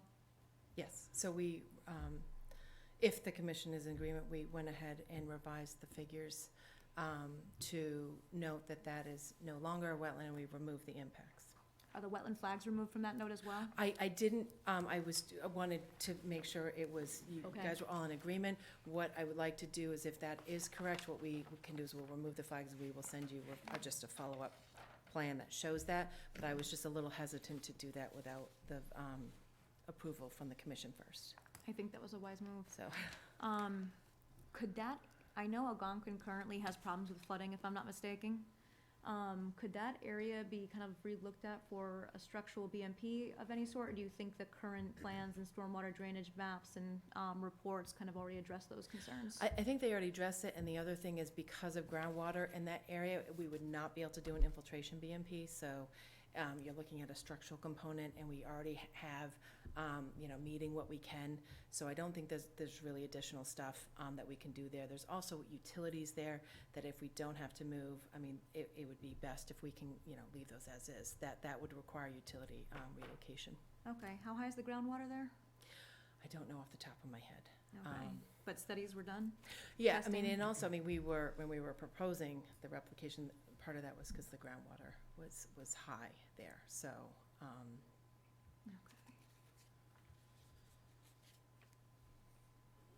Okay.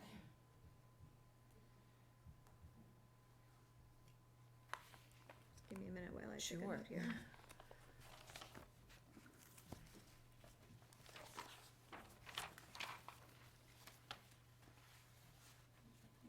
So you revise the plans to remove those wetland flags after this yeah, meeting? so basically, it's an easy change for us. We just wanted to make sure everyone was in agreement before we did that.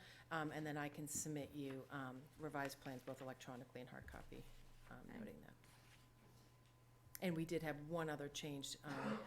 I just wanted to go over at Butterfield with Okay. regard to the wetland,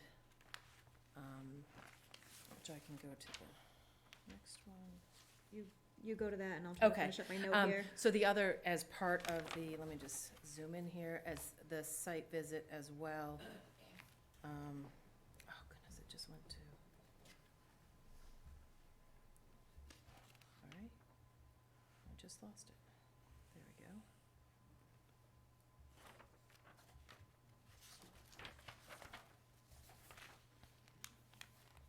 As part of the site visit at Butterfield, we had this one flag, WF4, right here, that I believe the commission members and Sue MacArthur from MassDOT was in agreement that it was a very conservative location for the wetland line and that it didn't really show the wetlands correctly, so really we should eliminate that, which brings the line from here to here.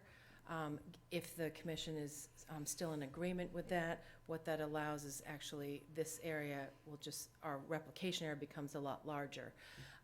Because we have lost the impacts at Algonquin, we revised our Form 3 to note that, so we are impacting, I think, roughly 3,800 square feet of total impacts now. With this change along here, we are actually replicating a little over 4,000 square feet.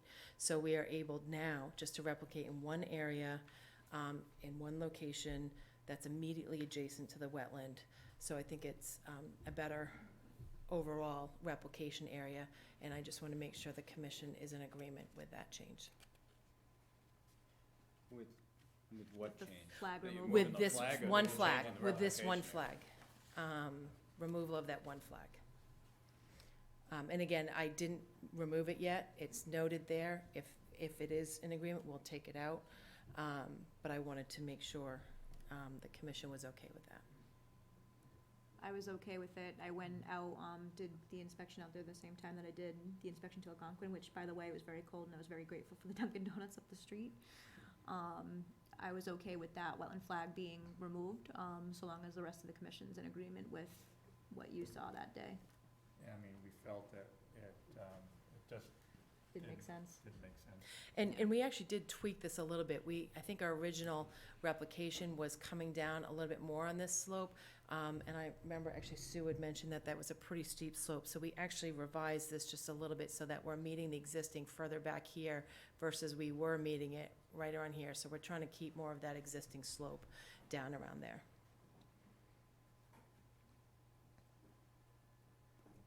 But we still do have about 200 extra square feet. That just gives us a little bit of a buffer zone. Could you talk a bit about what sort of trees are gonna stay in that area? I know that there's a mature pine tree up close to the top of the road, some very old white oak. I think that was one of the things that I was concerned with, is how many trees are we gonna remove from this area in order to replicate? I don't have the specific number because basically what was basically surveyed was a tree line. So if it's within the graded area, most likely the trees are going to be removed because once you change the slope, the tree's not going to survive because basically we're cutting down into the root system. The slope kind of went like this and we're bringing it back, we're having a steeper slope. So those trees would, within that grading area, be removed. Is that grading area gonna be stabilized with any other material, any rock? We or anything? have, we have an erosion, I believe this is 2 to 1, This is right? a 2-to-1 slope, so. So it's an erosion control matting, so we're not using additional riprap No, in this area. It's an erosion control matting with like jute mesh. We have a detail that's included in the submission package. So it would be, stabilized with erosion control, but we want to keep it vegetated. We don't want to, we weren't looking to do some hard structural riprap there because I think the slope is okay enough or gentle enough that we can do it with a matting. I may have misunderstood something that you said. I was under the impression when we did the site walk that we were doing replication here and we were doing replication at Algonquin to compensate for impact in another place in this development. Well, Is that correct? So basically, there's wetland impacts all throughout the corridor, just because, especially as you get closer to Market Basket, the wetlands are very close to the road. So they're like long, thin slivers as you kind of add them all up. So we are looking for where we could replicate. So originally, yes, we were doing it in 2 areas. However, the wetland L area, which has now been deemed a detention basin, we had about over 800 square feet of original impact noted there, which is not impact if it's not a wetland. So we were able to remove that from our original impact numbers. By removing that, we don't actually need to replicate as much as we did before. We're now looking at around 3,800. By us tweaking this area a little bit and removing the F4 flag, we're actually able to replicate around 4,000 square feet here, so we can replicate it all in one area. What we didn't want to do was where we have those long little slivers of replication, try to replicate a little bit further down, more there where it's continuous, because when you have long little slivers, they don't last. They won't rejuvenate back, and you're not going to really get a real replication area. Really, when we're looking for replication, we want a large area that's going to thrive, that's going to succeed. So that's where we were looking for a larger area here. When we looked at this replication area, I wasn't thrilled with this replication area. And you say it's connected to the wetland. You have to have a pretty good imagination to have this connected to the places that are impacted from my perspective. On the other side of the street, that's now been determined to not be a wetland in front of Algonquin, the wetland system on that complex on that side goes all the way back to Cedar Street. And so we looked at that time for other areas to replicate on the other side of the wetland that actually is contiguous to the wetland area. It's just further away. And to do it, all the replication in one place, but to not do Butterfield, and you weren't able to do it at Algonquin. Does that make sense? I guess what I would say is, if you can kind of see here, sorry, let me zoom in a little bit more. The Algonquin is right here. So this is really its own isolated area, and that's basically because it's a very large detention basin. Yeah, and unfortunately, I don't have my laser. But if you Sure. went up to behind Market Basket where it says Way limit back of here, work, yes. that loops all the way around. Yes. And that's all on that side of the street. So if you're impacting that stretch of 126 You're talking about like there, right around here. Yeah, Yeah. unfortunately, when you look at right here, there's no area within the right-of-way. It's a lot of paved area. There's no area to actually replicate in that specific. No, but on the other side of the wetland. If you went further down here. Is this what you're talking Over about? off of Cedar Street, yeah. Which goes beyond the project limits. At this point, that would have right-of-way impacts to kind of go beyond there. I will say you can see clearly here, this is where we are replicating. There are hydraulic connections clearly shown here through DEP's information, as well as it definitely, if you look at the topography, drains into this large wetland system all right here. So that's where we are looking to replicate. To choose a location that's outside the project limits at this point would have significant impacts on the schedule. Even if the land were owned by the town? If it was owned by the town, it could still be a process. We just resubmitted right-of-way plans, because that's really the most critical path right now for this project. Any changes at this point would make it a little difficult to meet the schedule.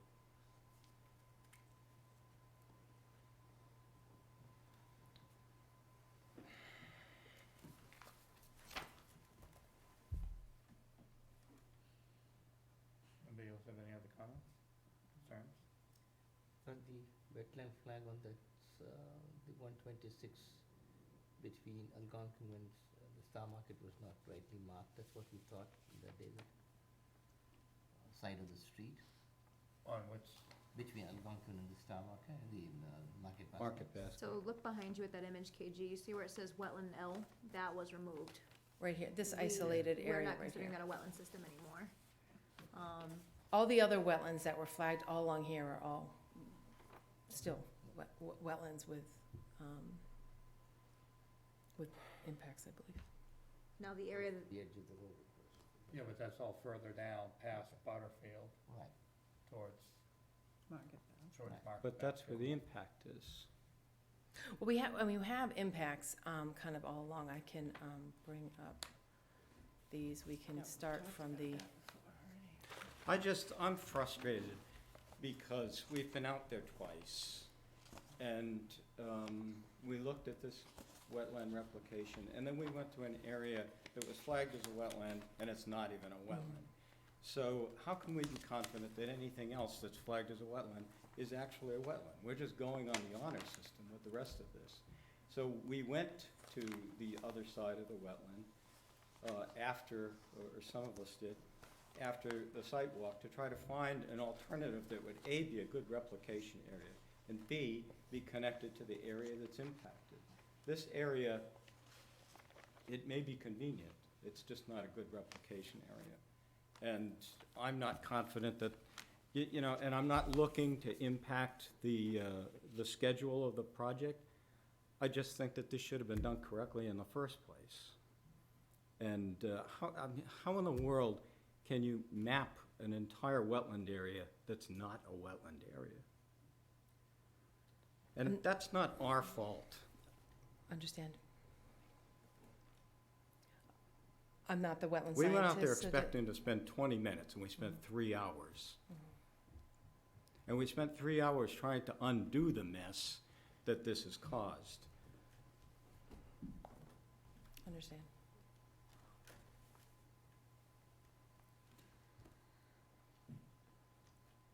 How's the rest of the commission on that replication area? Do you think it needs to be reevaluated, or what are your thoughts for this wetland F? I mean, I don't know what you looked at with Sue and what kind of situation that is. Well, I don't know. We were kind of in dire straits when we were out there. Yeah. And we were trying to find something that would not interfere with the schedule. So we kind of said, well, what would the town own that would expedite the process that might allow that to happen? And we found a couple of sites that had that potential. To me, they were better replication areas than this area. And it would have allowed us, at that time, we were still talking about 2 replication areas. And we could have done it all in the same place with relatively easy access that wasn't on 126. If they use the one that you suggested, this won't be disturbed, the trees will be saved, is that right? Well, if they did that, Yeah, but they don't that's seem right. to want to do that. That's fine, but if that's done, this would save this. This would go additional away, acres and yeah. this won't. Yeah. Is that easier, the spot easier to replicate than this one site? You know, you would have to talk to We Sue. look behind the fire station, and, there's some large there's grass, and then large boulders, and then it kind of plateaus down. I didn't take an auger down there, so I'm not sure if it was immediately wetland, but then you could tell it got really wet down below that plateau. So, but there would be room to replicate, like a decent size, you know, like bigger than this probably.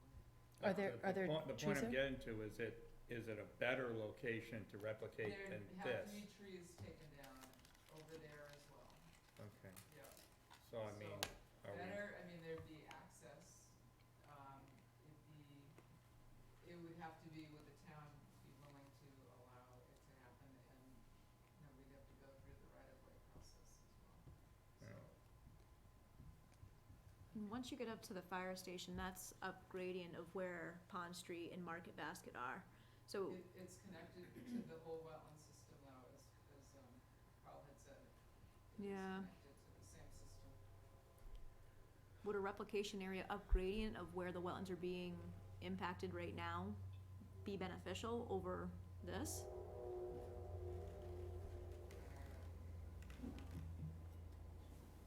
Can town do the replication on their own area rather than boggling down with all this paperwork of right of way and other stuff?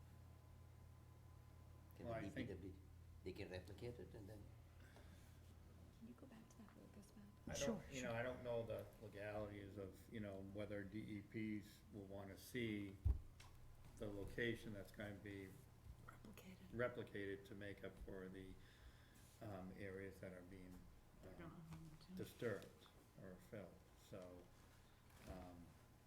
you know, we have to have something that's identified and some kind of plans to show that. And are you, is it gonna make a difference between the location there and the location here? What's, you know, is one gonna be a better spot for replication, easier to do, or is it sort of a wash? I don't know, cause I haven't seen the other place. It'd just be a longer process, cause we have to get topo over there. Yeah, we don't have survey.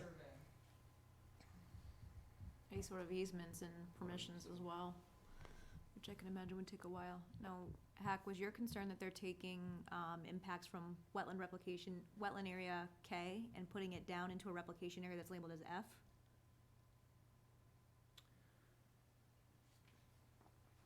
My concern is that this replication area stinks. The other one is non-existent, and this should have been looked into before it got to us. If we can find this in 3 hours, it seems like someone else could have found this in 2 years. We can either approve wetland replications that stink, or we can suggest ones that might work. That's how I see it. So I'm not gonna vote against this if everybody thinks this is right. I'm just really frustrated that this was such a crappy presentation. And this, I mean, we shouldn't be going over this now. This should have been resolved a couple months ago when we first went out there for a site visit. Nothing was flagged. And what was flagged the last time we went out looked like it was flagged in 10 minutes. And when Susan tested it, none of it was wetland, not one of it. It was flagged and not tested. So, Wetland area K, can you tell me what the impact numbers are to that system? Yes.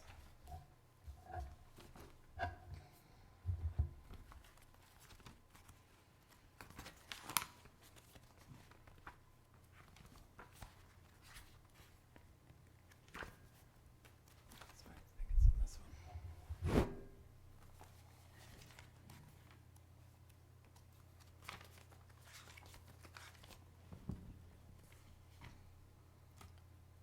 Per 1745.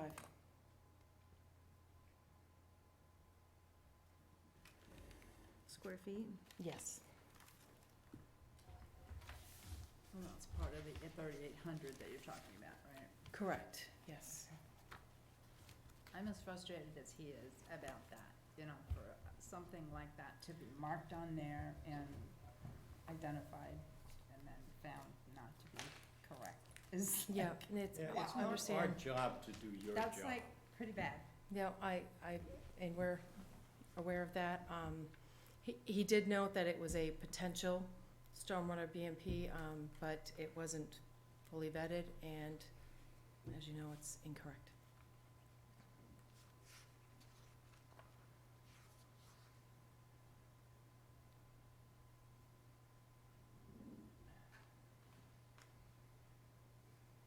What makes you think that this wetland replication will work? In the Butterfield area, well, Why it's is it gonna clearly adjacent to an existing wetland. There is that whole area, if you can kind of look up here, you know, is connected to this larger With what, wetlands. a pipe? Is that a pipe there? or No, I something, think or what? it's overland flow, because it shows as a hydraulic, I don't know if there's a pipe. What's DP 15 and DP 14? Those are just discharge points. Okay. From the stormwater stuff. Just as, so you could easily see that a little bit easier. But it's noted as a hydraulic connection. I believe the topo shows that this does drain into this. But there's, so it does have a hydraulic connection to that very large wetland system. And Susan, you feel that will work? Do you feel that will work? I'm not sure. I think so. I think it would be good if we had, a monitoring well out there, you know, if there's no monitoring. We can add one. Let's add that for one. Yeah, but you'd only be getting like, one seasonal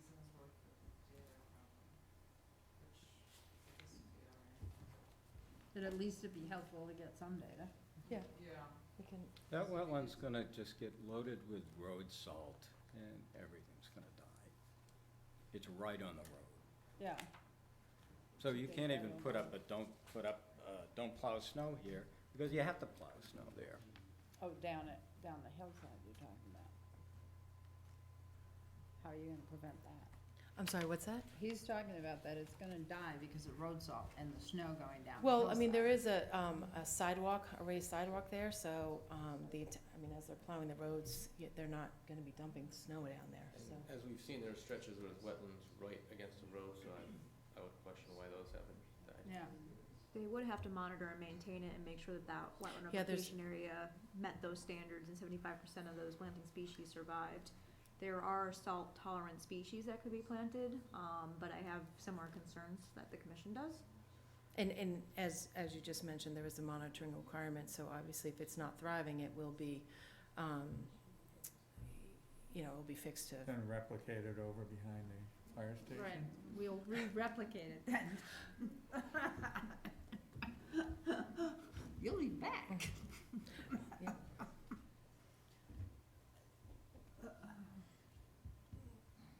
Megan, did you get the thing about the monitoring well?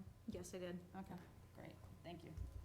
How much of a delay to be able to put a replication over the other side?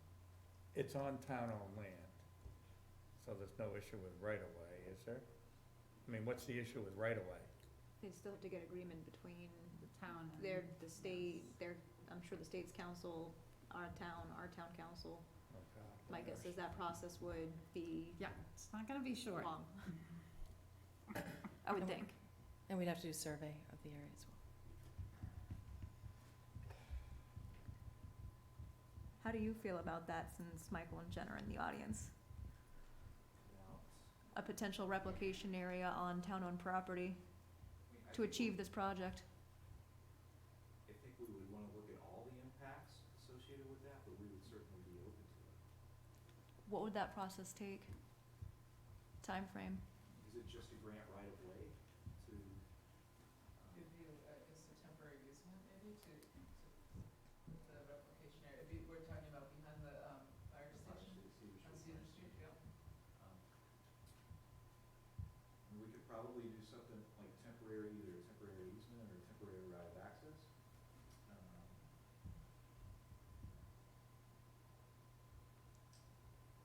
I just don't know the mechanism to allow it to be there permanently, but I don't think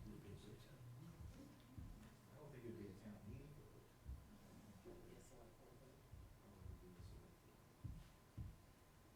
Sorry to put you on the spot. No, that's okay, I mean, it seems like everybody's in agreement that that's a better replication area. I think, Well, not everyone has seen it, but some Yeah, I of guess us I would just have. caution it, because before it's been surveyed and stuff like that, And flagged. and flagged. Well, and maybe the monitoring well over there, we should see what the groundwater is. Yeah, I mean, so there's some unknowns that we don't know. I will say I didn't realize that this area was such of concern from the last meeting we had. I clearly understand the Algonquin issue. So we had originally, before, when we were working through this stuff, we were actually looking at other areas, but when we felt that the other impacts went away and we could do it all in this one area, that's why we continued on this route. I don't think we fully understood the concerns of this. Well, we didn't have the concerns at the last meeting until we were there on site. At least I didn't. We haven't talked about it as a group. And I don't know, if it's something that we can do in a matter of weeks, to have it surveyed and to check it out, and to see if we can get permission. I don't think this is not just a number of weeks. I'm guessing months between yeah, surveying, yeah. flagging, permissions. This is not a Signatures. simple, if it was. Hey, we're talking signatures, we're not talking a cure for cancer here. I mean, maybe we can check into, the first, you know, and what the process would be. And then, you know, I mean, I don't know if you can condition that we, have an alternative site or something, I'm not sure, but, you know, we'd have to look into it and make sure it's allowable, make sure it's not contaminated, there's probably a lot of things we need to look into first. Right. And I think the commission would have to approve a replication area before they can issue an order of conditions. I don't think that it could be something that could be conditioned unless the commission feels differently. Well, I was thinking like that would be it for now, and then. Come back with amended plans. Yeah, basically what we could potentially do is, if the commission is amenable to this, is to approve this location with the idea is we would do additional investigation of that area to see if it was a viable option, and if it was, amend the order conditions at that time? I mean, is that, That works. and for if it's me. not a viable option, we would continue Yeah. to move forward with this. I guess we'd want to know what are the parameters that you guys would look for us to determine whether it's a viable option or not. I talked to the project manager a couple weeks ago and asked him, it was right after our site visit, asked him if it would be possible to do a replication area on, you know, town-owned land, and he seemed to think that it was doable, you know, as far as the right-of-way process. He's like, yeah, we could probably do that, you know, I don't think they're done with the you guys just submitted plans or something. We submitted it. Yeah, so yeah. I don't know if that's, I think that's a good idea. I think I so think, too. you know, I mean, I don't think anybody wants to sidetrack the project, but we want to do the best project that we can. And from our perspective, that's the best project that has the least amount of impact on the wetland areas. I think it would be a better site. I don't think that's a good site. If that's the only site we have, then that's the only site we have. But I think if we could make a good faith effort to Sure. at least Look at the other. examine look at the other one, site. yep. There may actually be two other sites, but that was one. Okay. So can I just get some clarification from the commission? Would you want the Butterfield replication area not done at all, or would you want just pieces of replication done, within, potentially Well, I behind can't speak Cedar for the whole Street? commission, but what I'm suggesting is if what they're saying is everything can now be done on this site because the other area is not a wetland, if we find a better site to do a replication, The whole thing. yeah, then we would not do this. See, this is not gonna be an easy access site either, because it's right on the road, whereas the other one is way off the road. Okay, But so, maybe cost effective too, maybe cheaper. I mean, I would say you'd probably either want to do it all here, or you want to do it all over Oh, there. there, I That's- don't think it makes sense to Right. try to split them No, up. Oh, I don't know. We agree. I We think agree on that's, that. so if Yeah. we can find another location, Yep. what are some of the, other than obviously, you know, observation, but what are some of the specifics that we need to provide of whether it's viable or not? I just want to have a clear direction. Good soils. Yeah, I have some oh, guidelines. okay, so we can talk- I've just been working on with our landscape group, so I can send it to you. Okay, I just want to make sure we have an And understanding. put monitoring wells in both. Yeah, I mean, it would be good to see what the groundwater level is, but I do think that, behind the fire station, it does have easy access. You know, it is connected to the impacted area, just not along the same border, it's in the back, but, and I think we can get the room. We have the room that we would need, you know, the square footage, I should say, but. I mean, I think that's fair, if you guys are willing to, like, we Yeah, go, like, yeah. with this, but Yeah. with the fact that you guys are gonna We'll do a provide good faith effort to try to Additional look at the other information one. as to whether we think, because I guess what I don't That's want to fine. do is, if we find out that it's not viable, I don't want to do survey and all that other type of stuff and waste Mm-hmm. time and resources. But if it does look like that Yeah. is viable, we would then move forward with that and then bring in front of you a revised design and just amend the order of conditions with that. That makes sense. Everybody good with that? Yeah, I think, good faith effort to stay out of here is worth pursuing. So I certainly agree with Carl that any work in here, I would consider that to be a degradation of this piece of land.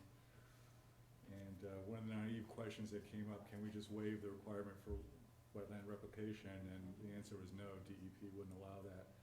But I would even consider that before replicating here, if we can even stay out of it. So I think this is a good way forward. Okay. Okay. Right now, this upland provides a buffer between that wetland and all the crap on the road. You saw all of Yeah. that stuff. All that crap's just gonna end up in the wetland, and it's gonna have a free rein to the rest of the wetland. Yeah. Do we have any other comments from the public? Susan, are you okay with that idea? I kinda like it because of the fire station, yeah. All right. It's already disturbed, so it's, seems like, you know, if you saw where those boulders were, it's like, it's kind of disturbed area. Okay. Right. Comment you have, Mark? Okay, thank you. Good evening. Mark Tassoni. Other side of Route 26, Hawthorne Road. Through the chairman, to Kyle, thank you. There's some ammunition here. But I know that it's not just because of the wetlands, but how long has these, could I have quiet in the background, please? How long when was day one of these flags that was put down? When was day one? Sometime in had- the summer is when we first went out there, I think. We went out in, I think, the end of August. They were not flagged. We asked them to be flagged, and then we went out beginning of the month after they'd been flagged, and were able to take a good look at the two sites. That was our main focus, was the two replication areas that were being proposed. Okay. And again, through the chairman, I don't know if it can be answered, but was this before it came to the town, Ashland boards and stuff like that? What's the company's name? Mass DOT is the applicant, Green International Affiliates is the representative. Now, that representative must have had this on paper in their offices before coming out here. Would that be logical? And these were flagged a long time ago. 2014. They were flagged. So the flags, there were some old flags up, but not every flag was there. Typically, when you come to the commission, if you've had a flag a long time ago, you refresh those flags. So when we go out, we have accurate data to work from. So you have to hire the company to flag those wetlands. And they gotta come out after they have business conferences between themselves, or what they're gonna have an idea what's going on, to say, this is where it's going, and ... in their offices before flag and ground. Well, it's flagged out in the field first. I mean, they hired, I don't know if they did it themselves or they hired a subcontractor to flag it. And then they'll flag it, and then they send out a survey to pick it up and then put it on the plans.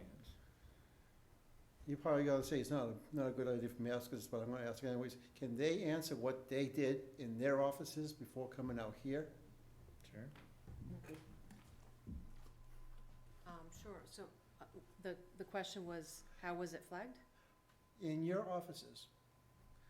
You went to the maps and surveyed boards and stuff like that. So, okay, so I think I understand. So we had a wetland scientist that was working with us at the time in 2014 go out and flag it, and then issue the DEP data forms.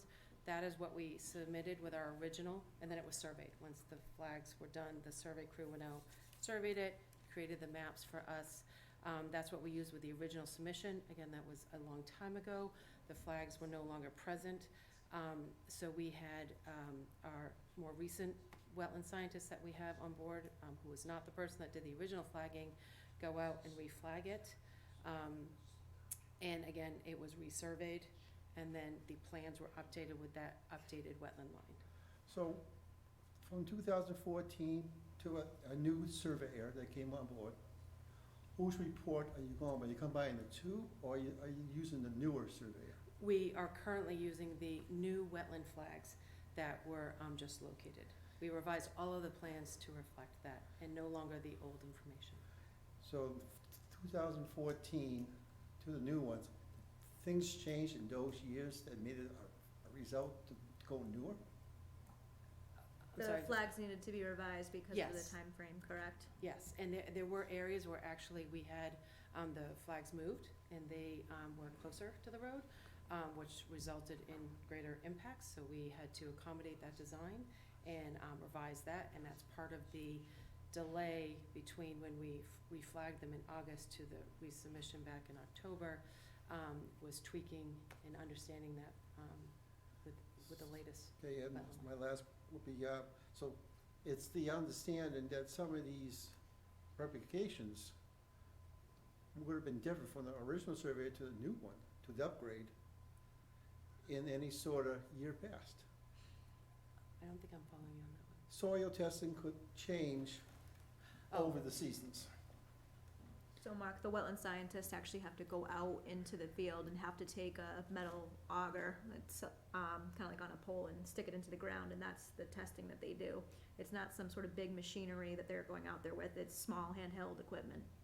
It's basically making holes in the ground, go down and come back up. Correct. And over the seasons, that soil could be climate warm. It generally does not change in that short period of time, as far as the hydrology of the soil. It takes decades for significant changes within the soil. So the replications, there must have been something that did change to have those flags, or So, first of all, they propose where the wetland, they believe the wetland line is. Then we go out and we will confirm that wetland line. If we disagree, then we can propose, or we will make changes to the wetland line, and they can disagree with us, and in that case, they can, appeal it to DEP. But in most cases, we actually, based on when we went out there with Sue, we made determinations that actually benefited them as far as the wetland line for the replication area at Butterfield, and then for the Algonquin, making that determination that there was not a wetland there. and last part would be is the company, the board, and Sue, how professional is all this hitched up to? What's the titles of the woman Sue that's there, that, She's from DOT, she's in charge of their environmental permitting department. and you hook up with her? They are hired by DOT. DOT has hired them. Yes. Has hired Green International. And they sub the wetland delineation out. And now, through that, it's gonna be replication that's maybe tested and not agree sometimes on some of the things, but it's gonna be all upgraded, maybe, if it needs to. This is the discussion now. right? So, yes, when we issue an order of conditions, that will confirm the wetland line. Thank you, thank you, thank you. Any other questions, comments, okay. So I guess we're still looking for some information Time to look updated. at the wildlife evaluation Yes. too. And you're supposed to get some additional stuff to you, right? Correct. Revision to the narrative, revised plans for the wetland flagging, to be removed from Algonquin Trail. And I think I took notes and I can correspond with you in the morning to tell you what exactly is needed. But it looks like a lot of the comments were closed out from tonight too. And in the meantime, we'll check to see if there is an alternative site. Well, they'll be Well, working on it. That's up to them. I guess the question we were having was, would you be willing to condition the additional information that you're looking for at this point, so we can move forward, or? Well, I mean, we're not, I mean, we will, we still have to go through what we've just been given, so we will continue it to our next meeting. And then, unless there are any changes or any issues that come up, we could, close the hearing at that time. I don't know if you would And have the if find an ability update to. on these things, they can come back with the update on what. And that's under the, Yeah, you know, New replication area that. yeah, looking at a new replication area. Yeah, in Um, the meantime, I can try to, find out who in the town to contact about using that area behind the fire station, and then, you know, maybe Yeah. hire a consulting firm. Well, he was here, that was the town manager, and you Oh, have that was- members of the Herbert? select Oh. board here. You Mike have two Herbert. members of the select board here, Oh, okay. so, Okay. yeah. So they would be the ones that would, It's a good place To start. yes. So, and as long as we know that's being moved forward, and, you know, we'll probably put a statement in the order conditions to the fact that, another replication area is being, a replacement replication area is being, evaluated. Then we could probably, at least close the hearing next. I don't know, Megan's got a lot on her plate, you know, between, The short what we've week and heard the next today, meeting. yeah,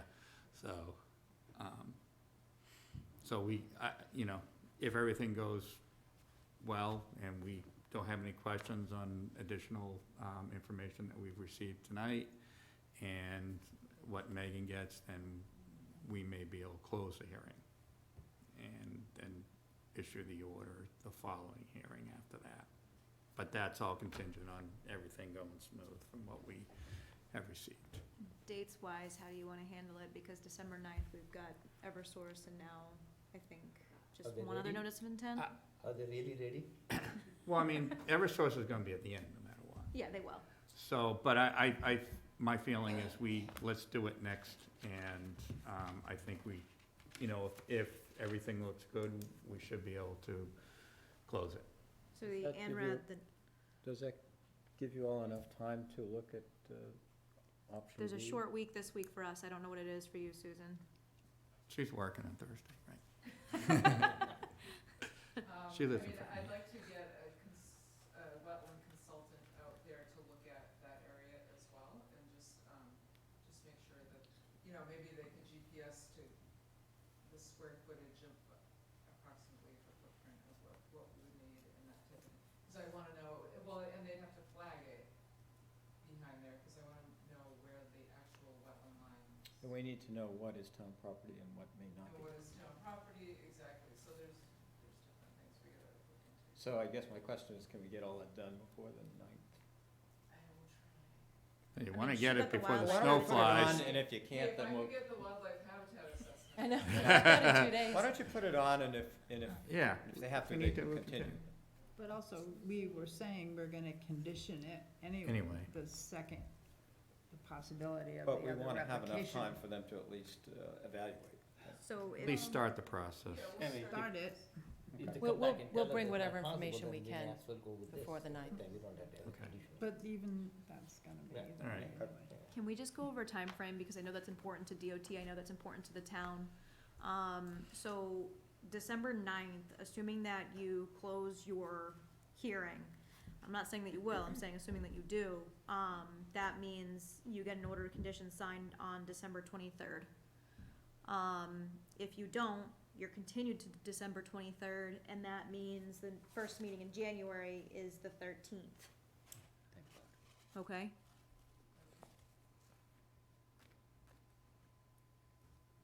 I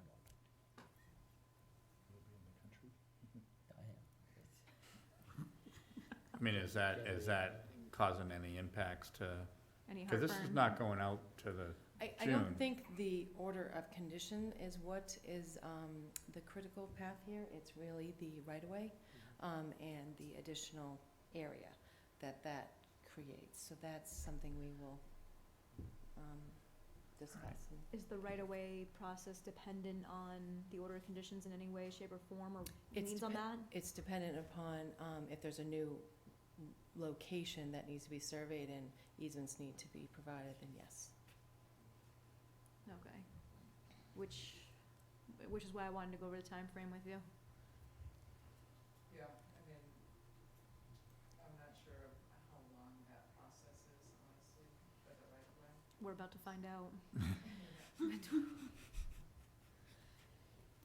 Well, So- I mean, you can find out how long it's gonna take. I mean, you're gonna go out to bid in June, right? How long is it gonna take to do the whole project?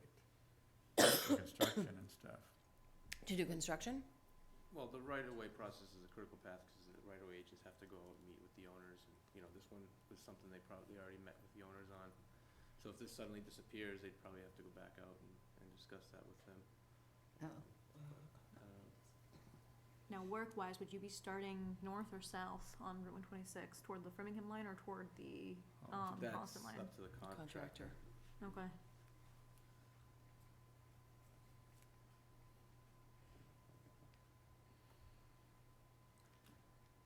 They can always amend the contract. Yes, Yolanda? changes.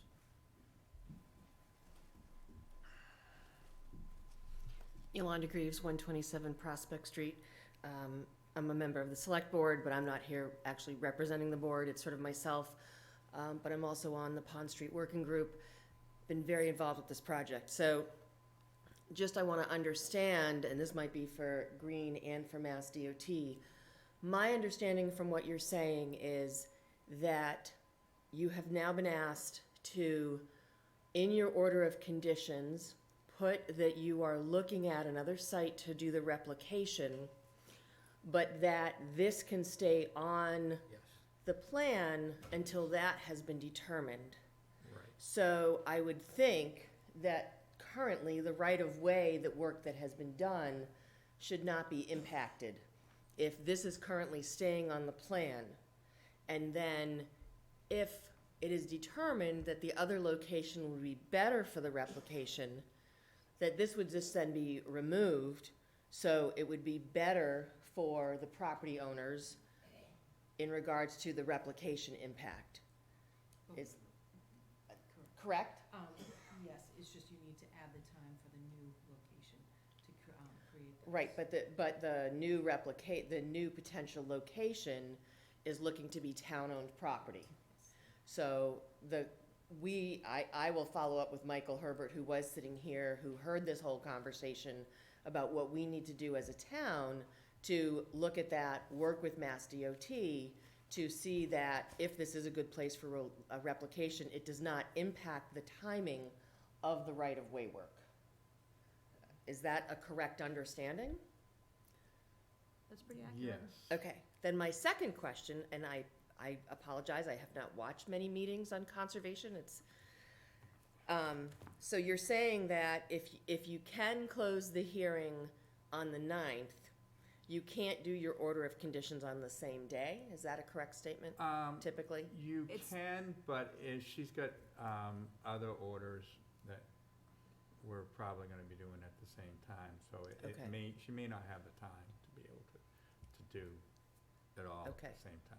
Okay, Especially with the short week coming up with Thanksgiving. I'm losing a lot of hours by doing that, and I'm not taking stuff home over the weekend. It's a multi-page document, right? It's not. Yes. No, that's right, it. okay. I mean, It's gonna we be So- have very the big other two other, documents. you know, So- project, or the other project. Okay, so Town then if you project. close the hearing on the 9th, Yes. you potentially could then have your order of conditions ready by the 23rd. Yes. Merry Christmas. Yep. Okay. And happy holidays. Yeah. So there's a couple of different reasons too, and the reason being is because I use a common filing tracking sheet, which DOT and Green International has been working on diligently, and that tracking sheet has about, I think, 54 comments at this point. A lot of them closed, but I rely on that document to also draft the order of conditions, since that's come into play. Okay, As the commission is making their comments and making their concerns during the public hearing process, it's hard for me to gauge what to put into an order of conditions before they close the hearing. right, I Does that make understand. sense? Yep, no, it makes sense. I'm just trying to clarify for myself and also I'm sure there are other people potentially watching or listening that are looking What? for that similar clarification. So- I understand. Okay, great. Thank you. Lana.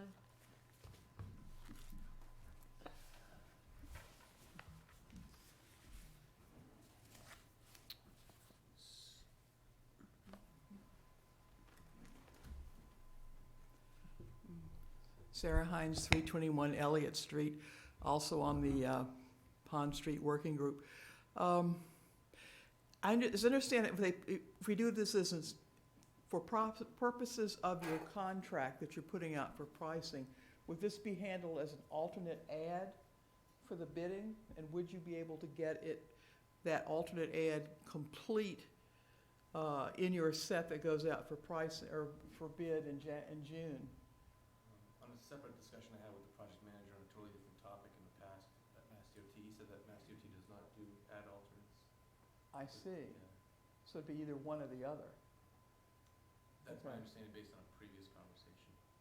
All right, so we don't know the impact on your finishing a completely separate wetlands design on the time frame. Well, the impact, I think, is if we can't do it in time, then we have the fallback to the one that we're looking at. Okay, all right, Is that how everyone else understands it? Yeah. all right, okay, good, thank you. I'd hate to fall off the tip. Thanks. All right. No more comments? I will entertain a motion to continue this to the 9th. So moved. Second. All in favor? Aye. Aye. All right. Opposed? Abstained? You'll be third on the agenda for that meeting, and it's just the NRAD that you heard earlier and the notice of intent that you heard earlier. The notice of intent should be fairly quick. The NRAD would be a little bit longer, so my guess is probably about 7:30, 7:35, 7:45.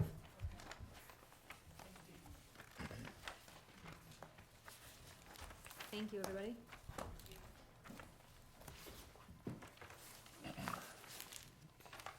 All right, what Gene's take? Did Jean leave? No, he's still here, but he's I gotta gotta stay do this recused. So I'm gonna recuse myself. I'll stay recused, Jean. Yeah, I gotta open Eversource and close it. Remain recused. I'm gonna open the hearing for 95-926 NOI and SMP for Eversource Hopkinton to Ashland Transfer Line, gas line replacement from Hardwick Road to Cedar Street. It was continued from 11/4 and it will be continuing to 12/9. Do I have a motion? So moved. Do we need him? Yeah. Yeah. Okay, we need you. Somebody second, please. Me, okay. Somebody second? I think KG just did. Okay, okay. All in favor? Aye. Done. Continued. Okay, and then Greg, did you move? I did. All right.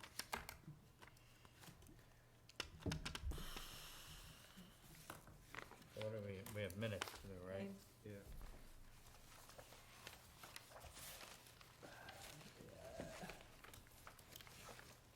Hey, Gene, Jean, you can come back. I just want to stay recused. Come back.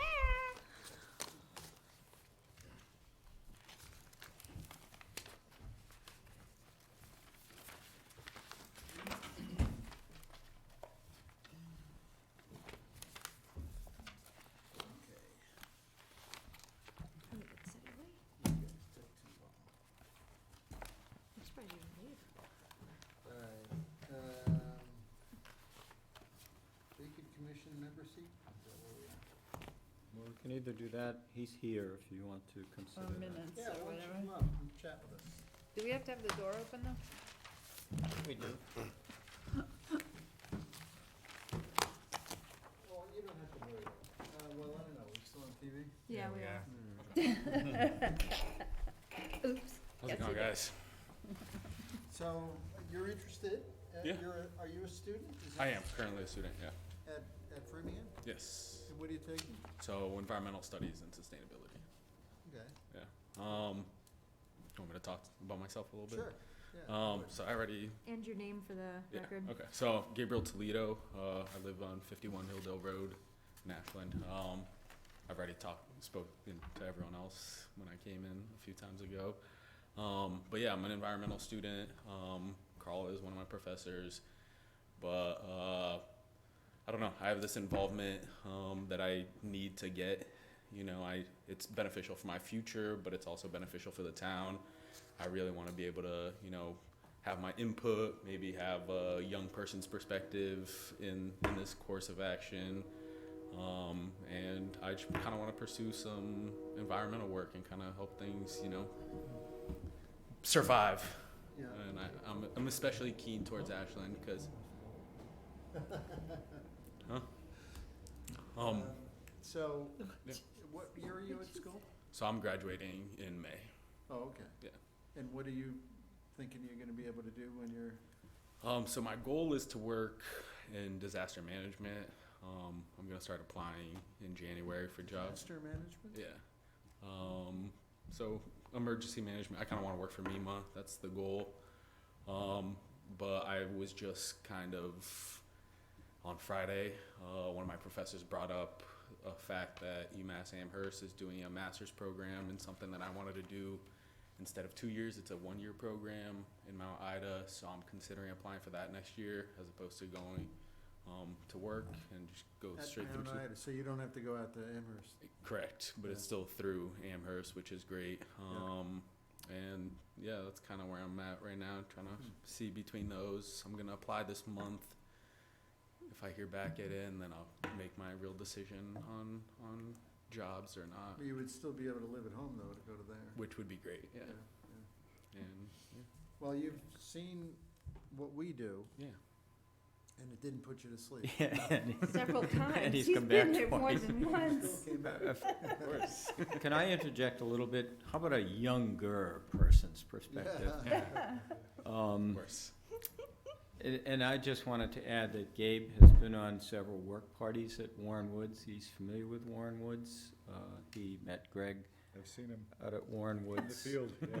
And so from that perspective, as far as it adds another arm of the Conservation Commission on the stewardship end as well. Which is a lot of why I want to do this. I enjoy, you know, working with my hands and outdoors, and conserving something like Warren Woods is kind of a dream, I guess. It's an amazing thing to be able to be a part of, so. Well, I mean, that's an important function, but a prime function of the commission is we're a regulatory board. Oh, of course, yeah. We issue permits or not. Yeah. So a big part of why this is very interesting to me is because I do enjoy the policy aspect of my studies. That's why this disaster management is why I started school in the first place, not necessarily what I really want to do, but it was the original plan. But being in school has kind of leaned me towards the policy making aspect of things, and town government is probably the best place for me to start kind of with that, you know, path and journey. Yeah. So, everything that mostly what we're working with is regulations, state regulations, that we're administering, And local regulations. and local. And, I mean, have you got any experience with any of that? Have you ever seen that? I mean, I'm not saying if you don't have any experience with it, it's not necessarily gonna rule you out, because pretty much everybody on the commission has never had experience with the Wetlands Protection Act before getting here. Other than class, you know, I have taken several policy classes at. Took environmental law. He also took municipal Do land you use. teach about the Wetlands Protection Act? Yes, he does. I Ad actually- nauseum. I went to, when I first interviewed for a job in conservation, I went to his office, and he loves to tell this story whenever I go to his classes. And I asked him, what do I need to know about the Wetlands Protection Act? And you know that MACC handbook? He handed it to me, he said, read this. So I did. You got a job. Yeah. So I am familiar with it on the surface. I don't know the intricacies, but, you know, that's something I can definitely look into and will definitely do. Alright. Well, that's good. I mean, your interest is certainly noted. Thank you. And I guess we can talk about this a bit. And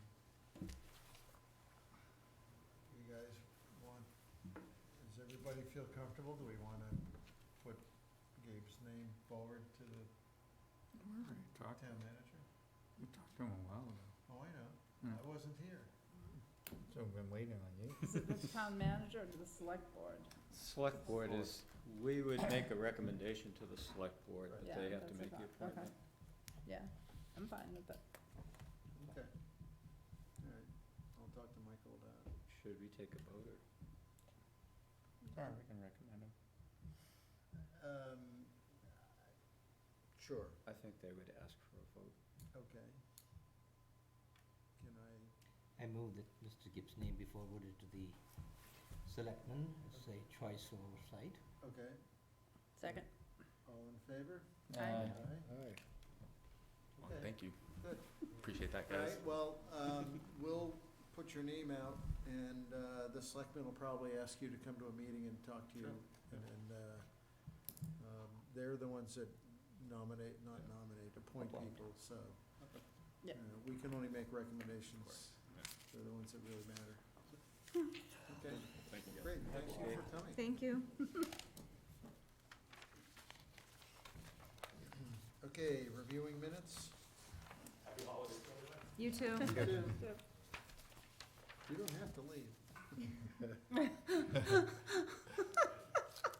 We don't, we do. We have to stay. Yeah, there's a lot of highlights on this set of meeting minutes, so go through them, pay attention to the highlights. Those are things I wasn't quite clear on. KG, I have your revisions already made. It's just not reflected in this document because it was already printed before I got your email.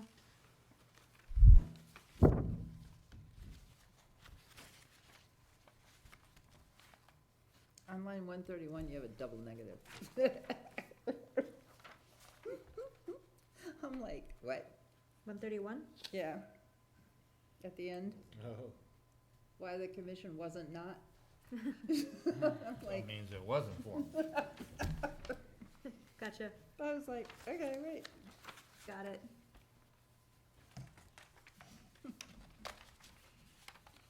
On 234, do we want to just, instead of FinCom, just Finance Committee? A little clearer, Spell it out. yeah. Yeah. Where is it? 234. 234. I'm just saying FinCom, make it Oh. Finance committee, yeah. I would agree. Got it. Thank you.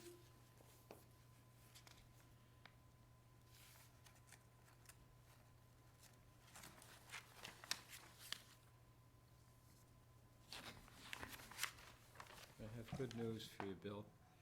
I don't have any member prerogatives Oh, tonight. thank God.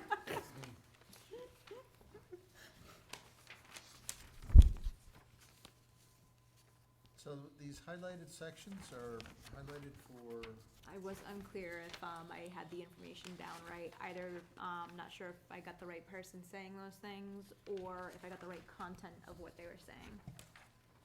Yeah, well, I'm confused on 157 and 158. Mr. Crouch clarified that the deed is built into the management company.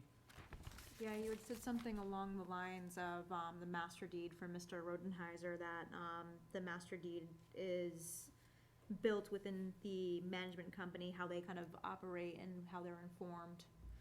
I didn't quite catch that though in my notes. I only got snippets of it. So we can remove it or we can revise it. What about incorporated into No, management company operations? I think what we were talking about is that the operations and maintenance plan was recorded on the deed for some reason. And it's enforceable against the management company. Well, the management company's Responsible. responsible to Carry out the, carry out the operations and maintenance plan because it. you Maybe know, we it's clear, that doesn't sound right, the way it's written. That's why it's highlighted. So maybe we can say, Mr. Crouch clarified that the the deed is constructed to, That the deed references the operations and maintenance plan. But that's later anyway. Mr. Barbieri stated that the operations and maintenance plan will be attached to the master deed. Doesn't that say that already? Do we need to say it again? Yeah, why don't you just strike that I Mr. think you Crouch thing? can. yes, strike it? Yeah, Sure. but it's not contributing anything really. Okay. You can probably strike the commission needs to understand the magnitude of this project too. Yeah, what were you, Sentence. that whole sentence? We were talking about, at that time, why Algonquin Lane was curving. And what I was referring to, there was some comment on that. And what I was trying to say there was that that wasn't our jurisdiction, where the road went. Right. Our jurisdiction was how that impacted the wetland. Does that make sense? It So- does. So you wanna say Mr. Hackinson said that it is not up to the commission to decide where the road goes? That part then, keep? Yeah. Okay, so strike out from the to and, to that, actually, okay. Well, Yep. one that. Yes. Yep. Got it. Yep. Kathy, on line 218 down to 221, I don't think I got that motion correct. Uh-oh. Can you just, I think I got the content of it, but the way it's worded, read through it.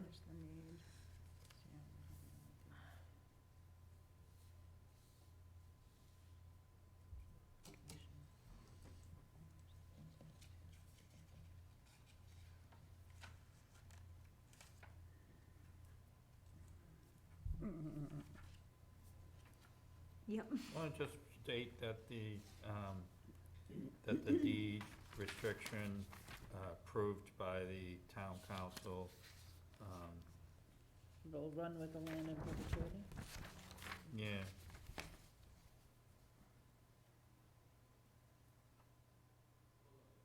Why don't you just say so moved?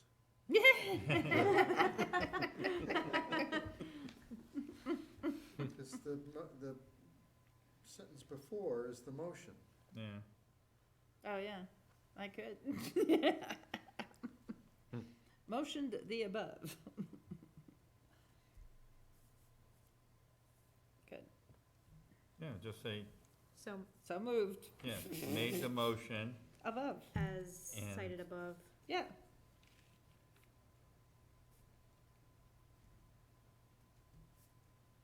Perfect.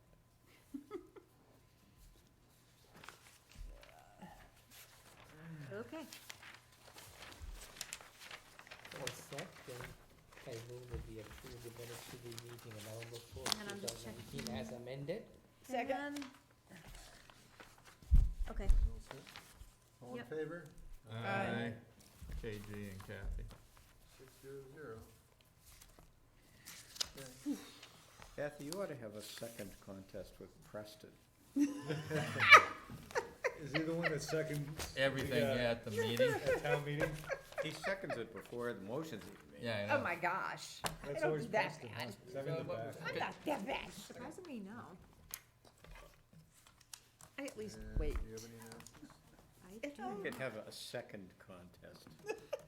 Awesome. The fastest Alright. second in the I'll West. make a motion to adjourn. Second. All in favor? Aye. Uh,